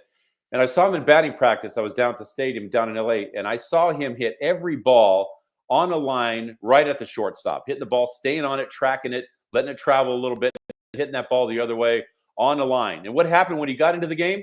He got 3 singles that night, all to left field the other way, because the guy's a pro and he knows how to get out and really mitigate those times where he's not doing well. Very, very rarely will Freddie Freeman even hit a ball out of the ballpark in batting practice before the game. He's constantly working on hitting the ball on the line up the middle the other way to stay on the baseball and track it as far as he can. And that's what professional hitters do. On the flip side of that, you got the guys who are struggling. They might be pressing a little bit. Obviously, for the star players, you're pressing. This is a part of your legacy. If you could give advice to Aaron Judge, it's been a struggle. What would you say to him for Game 5 and hopefully for maybe 6 and 7? Well, Aaron Judge is another guy that I very much admire, especially a guy that's 6'8", that's that big. I mean, you have a tendency to go into more bouts of problems when you're that big because you got more room for error in a swing. However, Aaron Judge is a very purposeful hitter. I see him in batting practice working a lot like Freddie. His strength is hitting the ball to right center field. He obviously knows this. When he's not expanding the zone and really, swinging at strikes, which is a rudimentary thing that hitters try to do, of course, then he becomes extremely dangerous. Right now, what I see him is kind of offering at pitches that are a little bit out of the zone. The slider is a very tough to pitch to pick up, especially for a big guy and the amount of ground that he has to cover and tracking that baseball. But I see him getting better. Yesterday, got a hit. I saw him take a walk on a ball that was right on the cusp of being a strike. So I think if you're a Dodger fan, you don't want to poke that bear too much, because when Aaron Judge wakes up, he can change everything. He can carry that team on his back. And, hopefully he won't wake up if you're a Dodger fan. But I see him getting really, really close right now. And about him, it's just contracting the strike zone. We talk so much about home runs, and that's what's sexy. But a lot of talk early in this World Series was defending 90 feet. What 90 feet means, the little things, the base running, the defense. and it played strong for the Dodgers early. We'll see how it plays on. And also Yankees making some mistakes, turning doubles into triples. A lot of people don't talk about it, but you as a middle infielder know as well as anybody else, so much of our game is whether you take advantage of that 90 feet or you defend it. Absolutely. No question about it. The defense speaks for itself. You got to be able to do that. We saw the Yankees yesterday have a base running blunder. And afterwards they came back and actually stole a couple of bases to make up for it. So they were able to come back and, put on some runs with a grand slam in earlier game. And they were able to come back and kind of wash those things out by hitting the long ball. The Dodgers, on the other hand, have a guy named Tommy Edman on their team who plays everywhere. Center field, shortstop. He was a Gold Glove at second base a year ago. And this guy does everything. Great dexterity with the bat. He can lay down a bunt anywhere.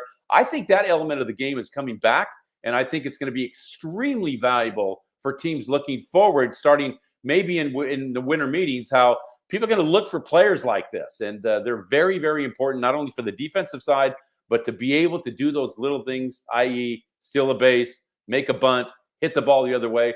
I don't know about you guys, but I was calling the games the last couple of years in AAA here for the River Cats. And, I see guys with, guy in second base, nobody out, and the defensive player, the second baseman, is playing behind second base, not even thinking that the hitter might want to hit a ball to the right side and move that runner over with nobody out.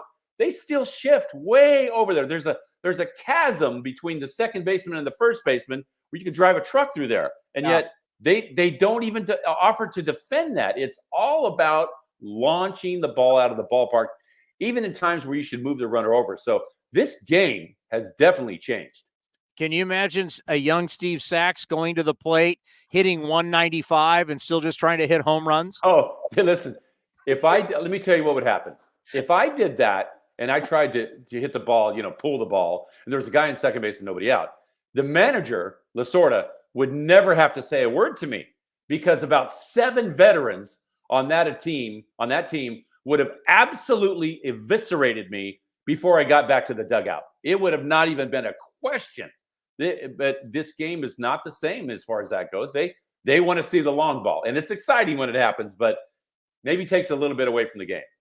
Obviously times are changing, and that's the one thing in life that we know is there's going to be change. And we talk about Sacramento, as the Athletics will be playing in your hometown in 2025. We will be there. And I have a lot of friends that have moved from the Bay Area, either to Sacramento or Elk Grove, Folsom. Right. And there's a lot of people from the Bay Area moved somewhere into the Valley. A lot of people are excited. And you think about the rich history. I mean, you talk about yourself or Dusty Baker or Pedroia, go on. Right. Vaughn played there. Larry Boa.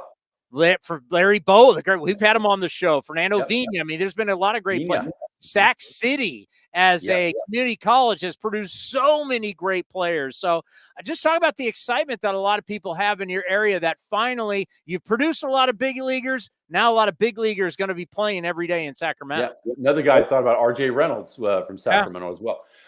Listen, this is a great, rich history of baseball in this town. Sacramento was really a baseball and boxing mecca. There were so many different players that can play on teams, as you just mentioned. Lots of boxers that come from here as well. And when the Sacramento Kings came here, of course, the city embraced the Kings. So we love the basketball part of the city too. But this is really a baseball town predominantly.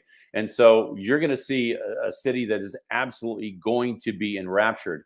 They're going to be sellouts every single game. No question about that. Begging, Vivek to go out and try to get the team here for good or whatever it's going to take, because people would just absolutely put their arms around the A's if they were able to come here to Sacramento and stay permanently. They don't want just 3 years. They want the whole ball of wax to come here. I didn't know Sacramento was a big boxing town. Yes, absolutely. I mean, a lot of boxers from here. Tony the Tiger Lopez, from Sacramento. I remember the great kickboxer and Dennis Alexio. We grew up here in Vacaville. And there were some other boxers, like in the early 40s and 50s. There was, let's see, who's the guy that's the actor on Beverly Hillbillies? Max Baer. Max Baer Sr. was from this area too. So we've had a heavyweight champion of the world here from Sacramento. So there's been a lot of guys from the boxing ring that have been through here. Forget the capital and being the state capital of all the politicians. We're talking boxing and baseball. Yes, Absolutely. Love it. I love it. Yeah, and the reason I say who is the actor on the Beverly Hillbillies is Max Baer Jr., the boxer that played Jethro on the Beverly Hillbillies. That was his son. So, got some actors too, I guess. I love it. Well, I got to tell you, I grew up watching you. I've watched your entire career. Loved your work on Sirius XM and look forward to doing a lot of stuff with you in the future. Thank you for stopping by. I appreciate it, and we'll talk soon. My pleasure. Thanks for having me, gentlemen. I'm looking forward to being with you. The great Steve Sachs here on A's Cast Live. You're talking about a 5-time All-Star. He was a phenomenal athlete, could run. 2-time World Series champion, National League Rookie of the Year. They had that string of Rookies of the Year. Saxey was one of them. I mean, you're talking about Karros and Piazza, Hollinsworth. They've had Raul Mondesi. So you had Fernando was 81, Sachs was 82. Yeah, Mondesi. They've had a boat. Those guys are the 90s, but yeah, they've had a lot of Rookies of the Year. Because Karros would have been in the 80s. Piazza would have been in the 80s, right? No, Piazza was in the 90s. As Rookie of the Year? Yeah. Look it up. Karros. Bellinger was a Rookie of the Year. Nomo was a Rookie of the Year. That doesn't count. Hollinsworth won it in 96. If you go back, hold on, there's going to be a lot of Dodger awards on their website. Garvey. Look at these rookies. No, that's MVP. Oh. We're looking at Rookie of the Year. All right. Starting in 1980, Steve Howe. Oh, sorry. Sutcliffe in 79. Ooh. Steve Howe in 80. I was right. Fernando in 81. Sachs in 82. Karros 92. Piazza 93. That's almost 80s. Mondesi 94. Jesus. Nomo. And then Hollinsworth. And then there was a little lull. They didn't have any for 20 years. And then Seager 2016. Bellinger 2017. How many have they had? 1, 2, 3, 4, 5, 6, 7, 8, 9, 10, 11, 12, 13, 14, 15, 18. Their first Rookie of the Year ever, Jackie Robinson. They've had 18 Rookie of the Years? That's got to be the record.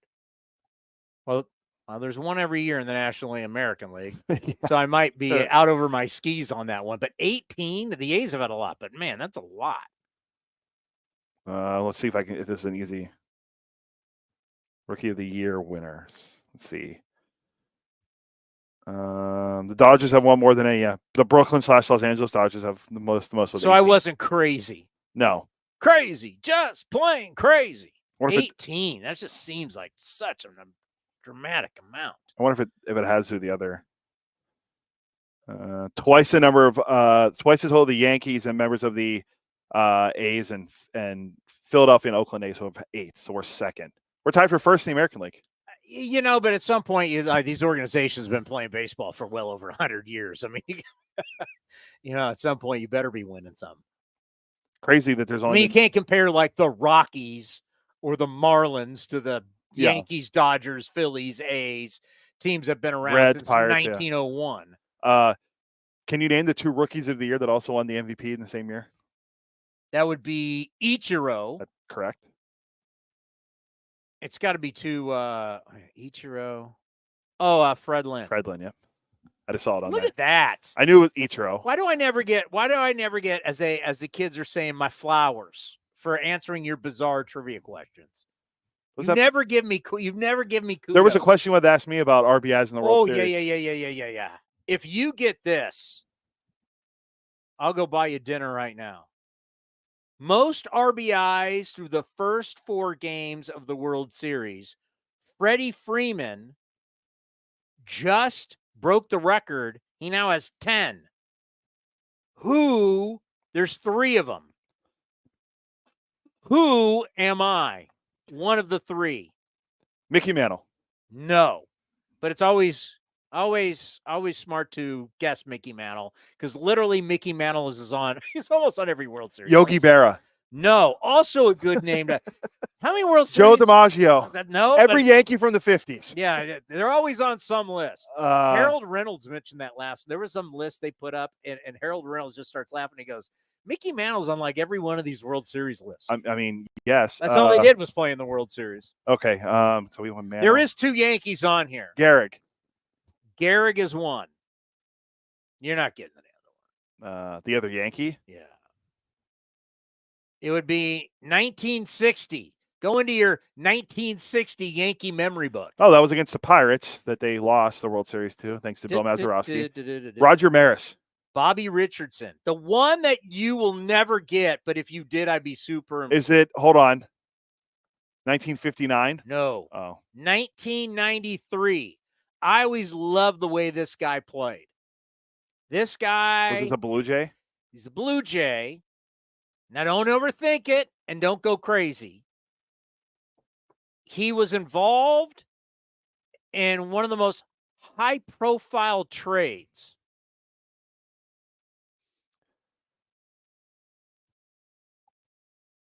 Robbie Alomar? Or was it It's a good guess. It is that trade.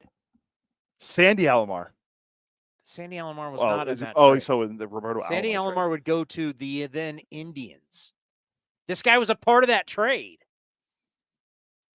Who am I?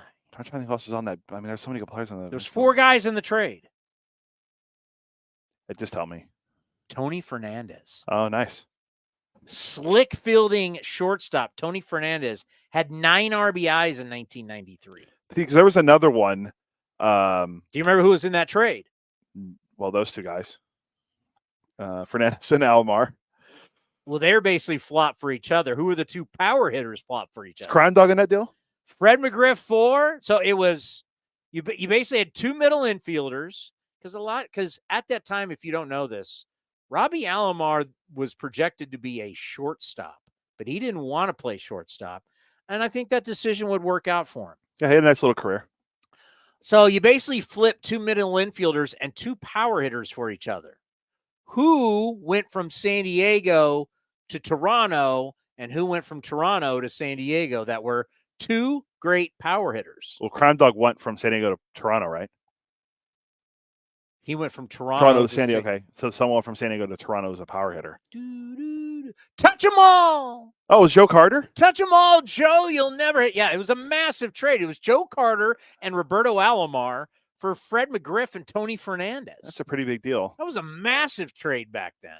There was another RBI stat that I saw in the MLB notes today, and I thought you were going to ask me. Yeah, here it is. Most RBI in a single World Series. Bobby Richardson has Richardson, right? Has the record with 12. Mickey Mantle has 11. Then there's Freddie tied with. So in 7 games, he had 12 RBIs. Freddie's tied with 4 other people. Can you name any of them? No. Yogi. I have no clue. Yogi. Okay. Sandy Alomar Jr. Wait. Which World Series? 97 with the guard with the Indians. Yeah. Mike Napoli in the 2011. How did I not get Mike Napoli as a Ranger? By the way, A's killer Mike Napoli and Ted. I want to say it's Kluzinski. What the White Sox had 10. Bobby Richardson had 12 for the Yankees and a losing effort. That was the crazy thing about that was 1960. Yep. The crazy thing about that World Series is the Yankees' run differential. They way outscored the Pirates, but lost 4-3 in Game 7. That's always one of the crazy things when you tell people they're like, "Wait, they didn't win the." No, they didn't because the games that the Pirates won all the close games. So Bobby Richardson had 12 RBIs in 7 games. Well, That's insane. Well, Freddie has 10 and 4. Yeah, but I mean, this Bobby Richardson's not. I mean, Bobby Richardson was a light hitting guy. Obviously, I wasn't around in 1960. Oh, here you go. You're going to start playing how you watched all. You went back and listened to all these games. I watched all the tape. Yeah, he had 34 career home runs. Well, I mean, you're talking about a guy who has the most. Is that one of the great examples of we can sit here with all this garbage, look at all these notes, and the guy who has the most RBIs, the guy who has the most RBIs in one World Series had only 34 career home runs and 390 RBIs. You just don't know. David Eckstein is a World Series MVP. You just don't know. We want it to be about Shohei. We want it to be about Aaron Judge. And Bobby Richardson is he won the World Series MVP in the loss. How about that? God, we're learning stuff today. Bobby Richardson, 12 RBIs in 7 games for the Yankees. Even though the Pirates won the World Series, he was still the MVP in the losing effort. Would that ever happen today? Oh, when was the last time that happened? Would it happen today? Would No. they have the guts? Would you have actually, it actually happened in a sport recently. Connor McDavid won the Conn Smythe Trophy last year in the Stanley Cup Final, and the team lost. That's the most recent time I could think of a guy because he was so good for Edmonton. They gave him. You just could not. You could not give it to him. Yeah. Well, I mean, kind of like Bobby Richardson. He didn't even go out on the ice to accept it. Bobby Richardson had 12 RBIs in 7 games. How do you not say, Jesus, the guy did? Isn't that amazing though? His career, 266 batting average, 34 home runs, he has 390 career RBIs, but in one World Series, he was the man. I was going to look up his career postseason stats to see how good of a player he was in the postseason. He's still alive. He's 89 years old. Yep, 89. Yep. Good for him. Postseason, he was a 305 career hitter. Ooh. 1 home run that That came in the World Series against the Pirates, and he had 15 RBI in that. By the way, is that more impressive that he only hit 1 home run and had 12 RBIs in that series than Freddie Freeman, whose RBIs are coming off home runs? So he had all of his RBIs but 3 that World Series. He only had 3 other RBIs in the rest of his playing career in the postseason. How many times he's a Yankee? He had to play a ton. He played in 7 different series in the postseason. Yeah, he won 3 World Series titles. That's pretty cool. I mean, that's the thing with Sachs. I mean, look at Sachs. Sachs won 2 World Series titles. He was there for Kirk Gibson against the A's. Yeah. As he said, he was an A's fan growing up.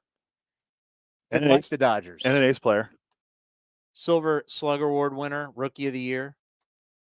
But man, you always think like who's going to be the star? Like, did anybody have Volpe on their bingo card last night? But do you have Tommy Edman winning the ALC or the NLCS yes, MVP? I think, check the tape. I said when Tommy Edman was traded to the Dodgers, he will be the NLCS MVP for them. Yeah, I think it was in the notes about how poorly Ohtani and Aaron Judge are performing in this World Series. Ohtani's kind of gutting it out. Oh yeah, no. Judge has he had no a double. Excuse. Didn't Ohtani have a double in the game last night? I stopped watching because I went to the Sharks game. You went to the Sharks game? Hey, second in a row. They're hot. They won one on Thursday. That's a winning streak. But yeah, I left after Volpe at the Grand Slam. Did you get to see Randy Macho Man Savage at the Sharks game? He was in the crowd. They showed him and played the graduation theme. But between him and our mutual friend Alex, they were doing a Macho Man off at the bar. Everybody doesn't want to have Macho Man on the top on their Mount Everest of WWF, WWE. Mount Everest. By the way, Rushmore. Did I say Everest? Mount Rushmore. Do you know who's back in the WWE?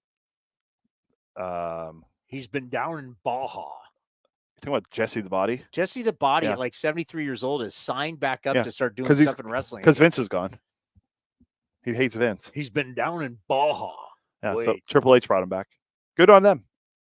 Jesse was a great broadcaster. As a talk show host, I learned a lot from watching his talk show, which was one of the great talk shows in the history of television, The Body Shop. I mean, you got that or Piper's Pit. So you got Piper's Pit. Yeah, I mean, you had so many good shows. You know the difference. You know the difference between going on those talk shows and this talk show. No one gets brutally main. Isn't that always funny? Like, hey, he's coming on to be on with Jesse Ventura, and you just get smoked. Yeah, they don't do anything. Guest always got smoked on those shows. They don't do anything like that now. Nothing like that on Raw or SmackDown. No talk. Well, because they're not into the entertainment part the way it used to be. They used to cut crazy commercials. They used to have like scenarios. It was a different time. Yeah, it was. I'm not going to say loosey goosey because it wasn't. It was different. It was just 80s wrestling was different than the presentation of wrestling was different. Yes. There was a lot of away from the ring filming and stuff, which was fun, right? Build up stories. But yeah, the fact that you would have wrestlers, it was so ridiculous. You'd have wrestlers hosting talk shows, and every single time a guest came on, someone would come out of nowhere and cold cock a guy. Yeah. Well, remember Jerry Lawler got into a huge fight with Jerry the King Lawler. Andy Kaufman on what show was that? Was that happened? That was a huge thing. What talk show was that? It was an actual talk show. A real talk show. Andy Kaufman, Jerry Lawler, Letterman. Was that right? Letterman? Was it David Letterman? I think it was on Letterman. It was. You think when you Google it, it'll just say where it was. I swear it was Letterman. All right. Well, we're going to see on Friday. You know why? Yeah, it was Letterman. Yankees are winning tonight. Gerrit Cole legacy game. Yankees are winning tonight. Now, one of two things happens. Yankees win tonight. We're back on at 1 o'clock on Friday. Yankees don't win tonight. Somebody called the Dodgers in 5. Well, always have to be right. Always have to be right. I'm just saying. Somebody called the Dodgers. You'll get your flowers then. I'll send you a text. Somebody called it. I want to be wrong, though. I want this thing going to Saturday night. I want World Series to go up against USC Washington. Nobody's going to watch that. Big time Saturday night. What was the other dog game they had? Kentucky, Tennessee. I mean, the only ranked matchup is Pitt and SMU. That's a big ACC showdown. When I think ACC, I think Pitt and SMU. I think Dallas, Texas. When I think Atlantic Coast, just like this past Saturday, I got to see a great showdown. When you think ACC, 2 Saturdays ago, when I think North Carolina State, Cal. Well, I mean, North Carolina's on the Atlantic I'm going to tell you this right now, for all you Bay Area people, and it is amazing, California.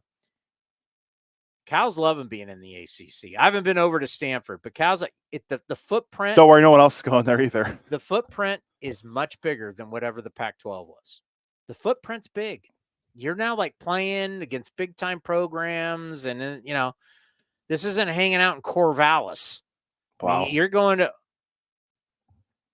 shots fired at the Beavers. Huh? Pullman. You want to go to Pullman? Now you're insulting the Cougs. mean, Spartans were just there. I'm just saying, you got the Miami Hurricanes are a national brand. Michael Irvin was at Memorial Stadium. The U, they're winning championships, right? Florida State, Clemson. I mean, you got North Carolina. Wait till basketball. Duke, North Carolina, Wake Forest, Miami's good in hoop, Florida State's good in hoop. I mean, look at that. I mean, the national footprint you get playing in the ACC, the SEC, now the Big Ten. I was a believer that they'll do a couple of years and they'll realize, no. They got College Game Day. Cal wouldn't have never gotten College Game Day being in the Pac-12. I agree. Never. They weren't going to come see 4th-ranked USC and Cal. Because we've seen that happen. USC could have been number 1. Yeah, Texas came to play. You could bring Aaron Rodgers and Marshawn Lynch back and SC number 1, and you still wouldn't get College Game Day. It's because you're at your ACC now. Because you're now reaching the East Coast. As much as we hate it, there's more humans that live on the Eastern Seaboard than live on the Western Seaboard. Look it up. It's just, it is what it is. They're older, and they got way more people. That's why there's so many Yankee honks out there. And those guys who dug in to the glove of Mookie Betts, their asses should that was gross. And that just shows you what kind of person you are, what kind of character you have. When you're grabbing at a player and you could have hurt him. Yeah, it was a bad look. That was gross. It's a bad look. They got banned. They got, I believe they got refunded for tonight, but They will not be got there. I guess the Yankees are protecting themselves. But the fact that you would do that you would really do that. It was a bad look. I mean, just the way that's a raw, natural. You didn't have time to think about it. That was your intent, right? Right out of the gate. It wasn't like, I'm now gonna. No, you didn't have time to think. That was your natural reaction to grab his glove and try to steal it. I mean, that's gross. Well, if that was, and you get on Steve Bartman. Bartman just went. Hey, yeah, you got on Bartman where Moises Alou wasn't going to make that catch anyway, and then you have Mookie Betts who made the catch, and you're trying to rip his. You're trying to rip it out, and then he started grabbing at his wrist. I mean, yeah. Then give those guys credit where credit's due. Sparked the Yankees rally. I'm just. You're controversial. I'm just trying to. Yeah, because I'm the first person to say that. That happened. The Yankees scored how many runs? 11 runs that game, a little bit after. Everybody have fun on Halloween. Be safe. People get a little crazy. And I'm cool with everybody partying, do what you want to do. Just remember, there's little kids and families trick-or-treating.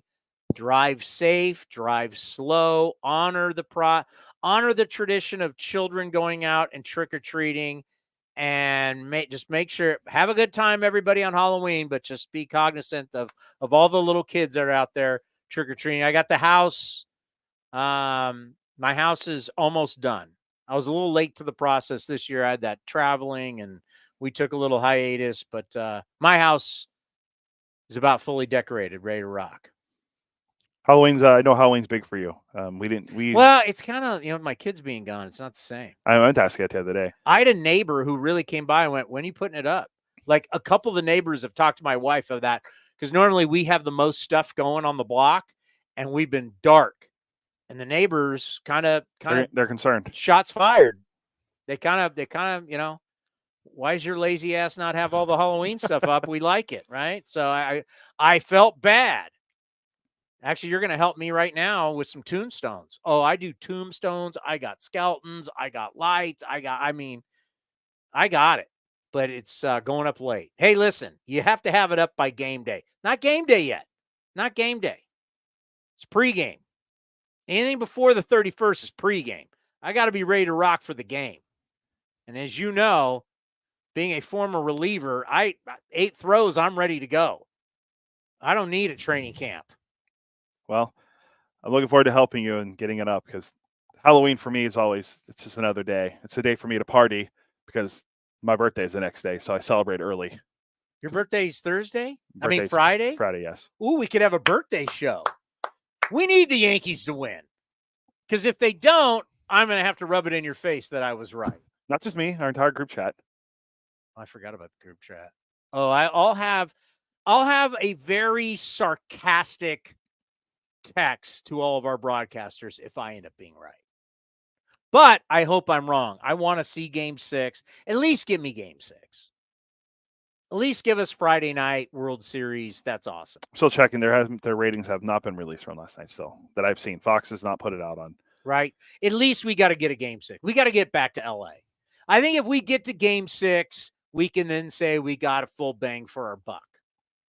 Yeah. If we end it tonight, we did not get. We need this for our industry, right? I care more about the industry than anything else. That's why I said I don't care who wins. I hate both these teams. We need the excitement, like a Friday night, Dodger Stadium, Yankees, Dodgers. It would generate a massive buzz. You'd have every restaurant, every bar, everybody would have it on. Everyone's watching, except those bozos up in Boise, Idaho. Is the game in Boise or San Diego? Boise. I mean, San Diego State, Boise State's not carrying the pail of water. You know what I mean? No, as much as I love Ashton Genty, who might win the Heisman for Boise. He's had an incredible year. Doesn't matter. World Series Friday. Just get us to Friday night, and if the Dodgers close it out, fine. A Game 7. Game 7, Dodgers-Yankees, I would like to think would get over 20 million. Which would be a massive number in today's world. And if that's getting 20 million, what's it getting in Japan? Now you're talking about, I mean, the eyeballs on this international wise could be a record for a World Series. Well, Game 6, it'll be really, if it gets to Game 6, it'll be big. Yamamoto, my God. So that will be Friday night, Saturday, but that'll be Saturday in Japan. Yeah. Yeah, that's true. That's another thing. Get Yamamoto and Japan watch on. We need Friday. If Gerrit Cole doesn't win this game, he's dead to me. Mark the tape. He's already been dead to me since he left Pittsburgh. Oh, wow. Well, you got glass now. Yeah. He was a great Pirate. But he was actually on the mound. I'm just saying this. Gerrit Cole steps up big tonight. I will listen to your shenanigans about him being a Hall of Famer. Okay. Gerrit Cole doesn't give me, what does he have to give you tonight? Well, Pedro's at 7, and Pedro was smirking at 7. He was like, "All right, 7." Pedro, I'm saying he's got to give me 7+, and I got to have a curly W next to his name in honor of our good friend Kevin Franzen, who came on yesterday of the Washington. I need a W and at least 7. If I don't get that, and you ever mention Gerrit Cole, I'll just throw baseballs at you if you say he's a Hall of Famer. Hall of Famers stepping up in a game like this. That's what a Hall of Famer does. Hopefully he does. As Hopefully, Scott Miller said, why did Jack Morris get into the Hall of Fame? Because of games like this. well, hopefully he goes out there and does that and the Yankees score, because it'd be a shame if he goes out there and goes 7 scoreless and the Yankees don't score any runs. That could also happen too. I don't want to think about that. I want 7 or 8 innings. I want a complete game shutout from Gerrit Cole tonight. And then you know what? We don't have those. I'll start crafting his plaque for Cooperstown then. You want me in on Gerrit Cole in the Hall of Fame? I need him tonight. He needs to get me to Friday. Yeah, because you're right. Yamamoto pitching Friday. My God, the amount of people watching in Japan. Game 6 of the World Series. Those numbers will be probably like with Ohtani and Yamamoto. I bet they'll kind of be like those WBC numbers, which were just like massive. 80% of the entire population was watching the game. I can't believe you don't think people are going to be watching the Warriors play that day. I don't know if they play that night or not, but they'll be watching. I was making a joke because Steph Curry's hurt anyway. Strength in numbers. Is there still strength in numbers? They talk about it now because they're using 12 different players every night. Where's David Lee? Strength in numbers. Great warrior, David Lee. Was he weekly on your and Beaker show? I did a weekly with David Lee. Every week got to talk to David Lee. Boy, it was fascinating. I bet. All righty, that's going to do it. We'll be back Friday, 1 o'clock. If they lose tonight, we'll see you Monday. So, Yankees win, we'll see you Friday at 1. Yankees lose, Dodgers are the champs. We'll see you Monday. Thank you for watching A's Cast Live. There's a lot more than golf going on at Cinnabar Hills Golf Club. Sure, there's 27 picturesque and challenging holes of golf, but there's so much more. Saturday, November 16th, it's their second murder mystery dinner, the most wonderful crime of the year. Come dressed in your best ugly Christmas sweater and enjoy an evening of fun, mystery, and delicious food. Reservations required. If you're in charge of the office holiday party, Cinnabar Hills is the perfect venue. And for new clients, book your party before November 30th and get $1,000 off the venue fee. Minimum 50 guests. Getting married in 2025? Cinnabar Hills has dates available and they would love to host your special day. Book before December 31st and receive a complimentary chair upgrade for up to 150 people and complimentary cake cutting fee. There's a lot going on. The murder mystery dinner November 16th, your office holiday party, or the site of your perfect wedding. And the golf's pretty darn good too. For more information, visit CinnabarHills.com. Cinnabar Hills Golf Club, Silicon Valley's premier golf and event destination. This has been a presentation of The Athletics.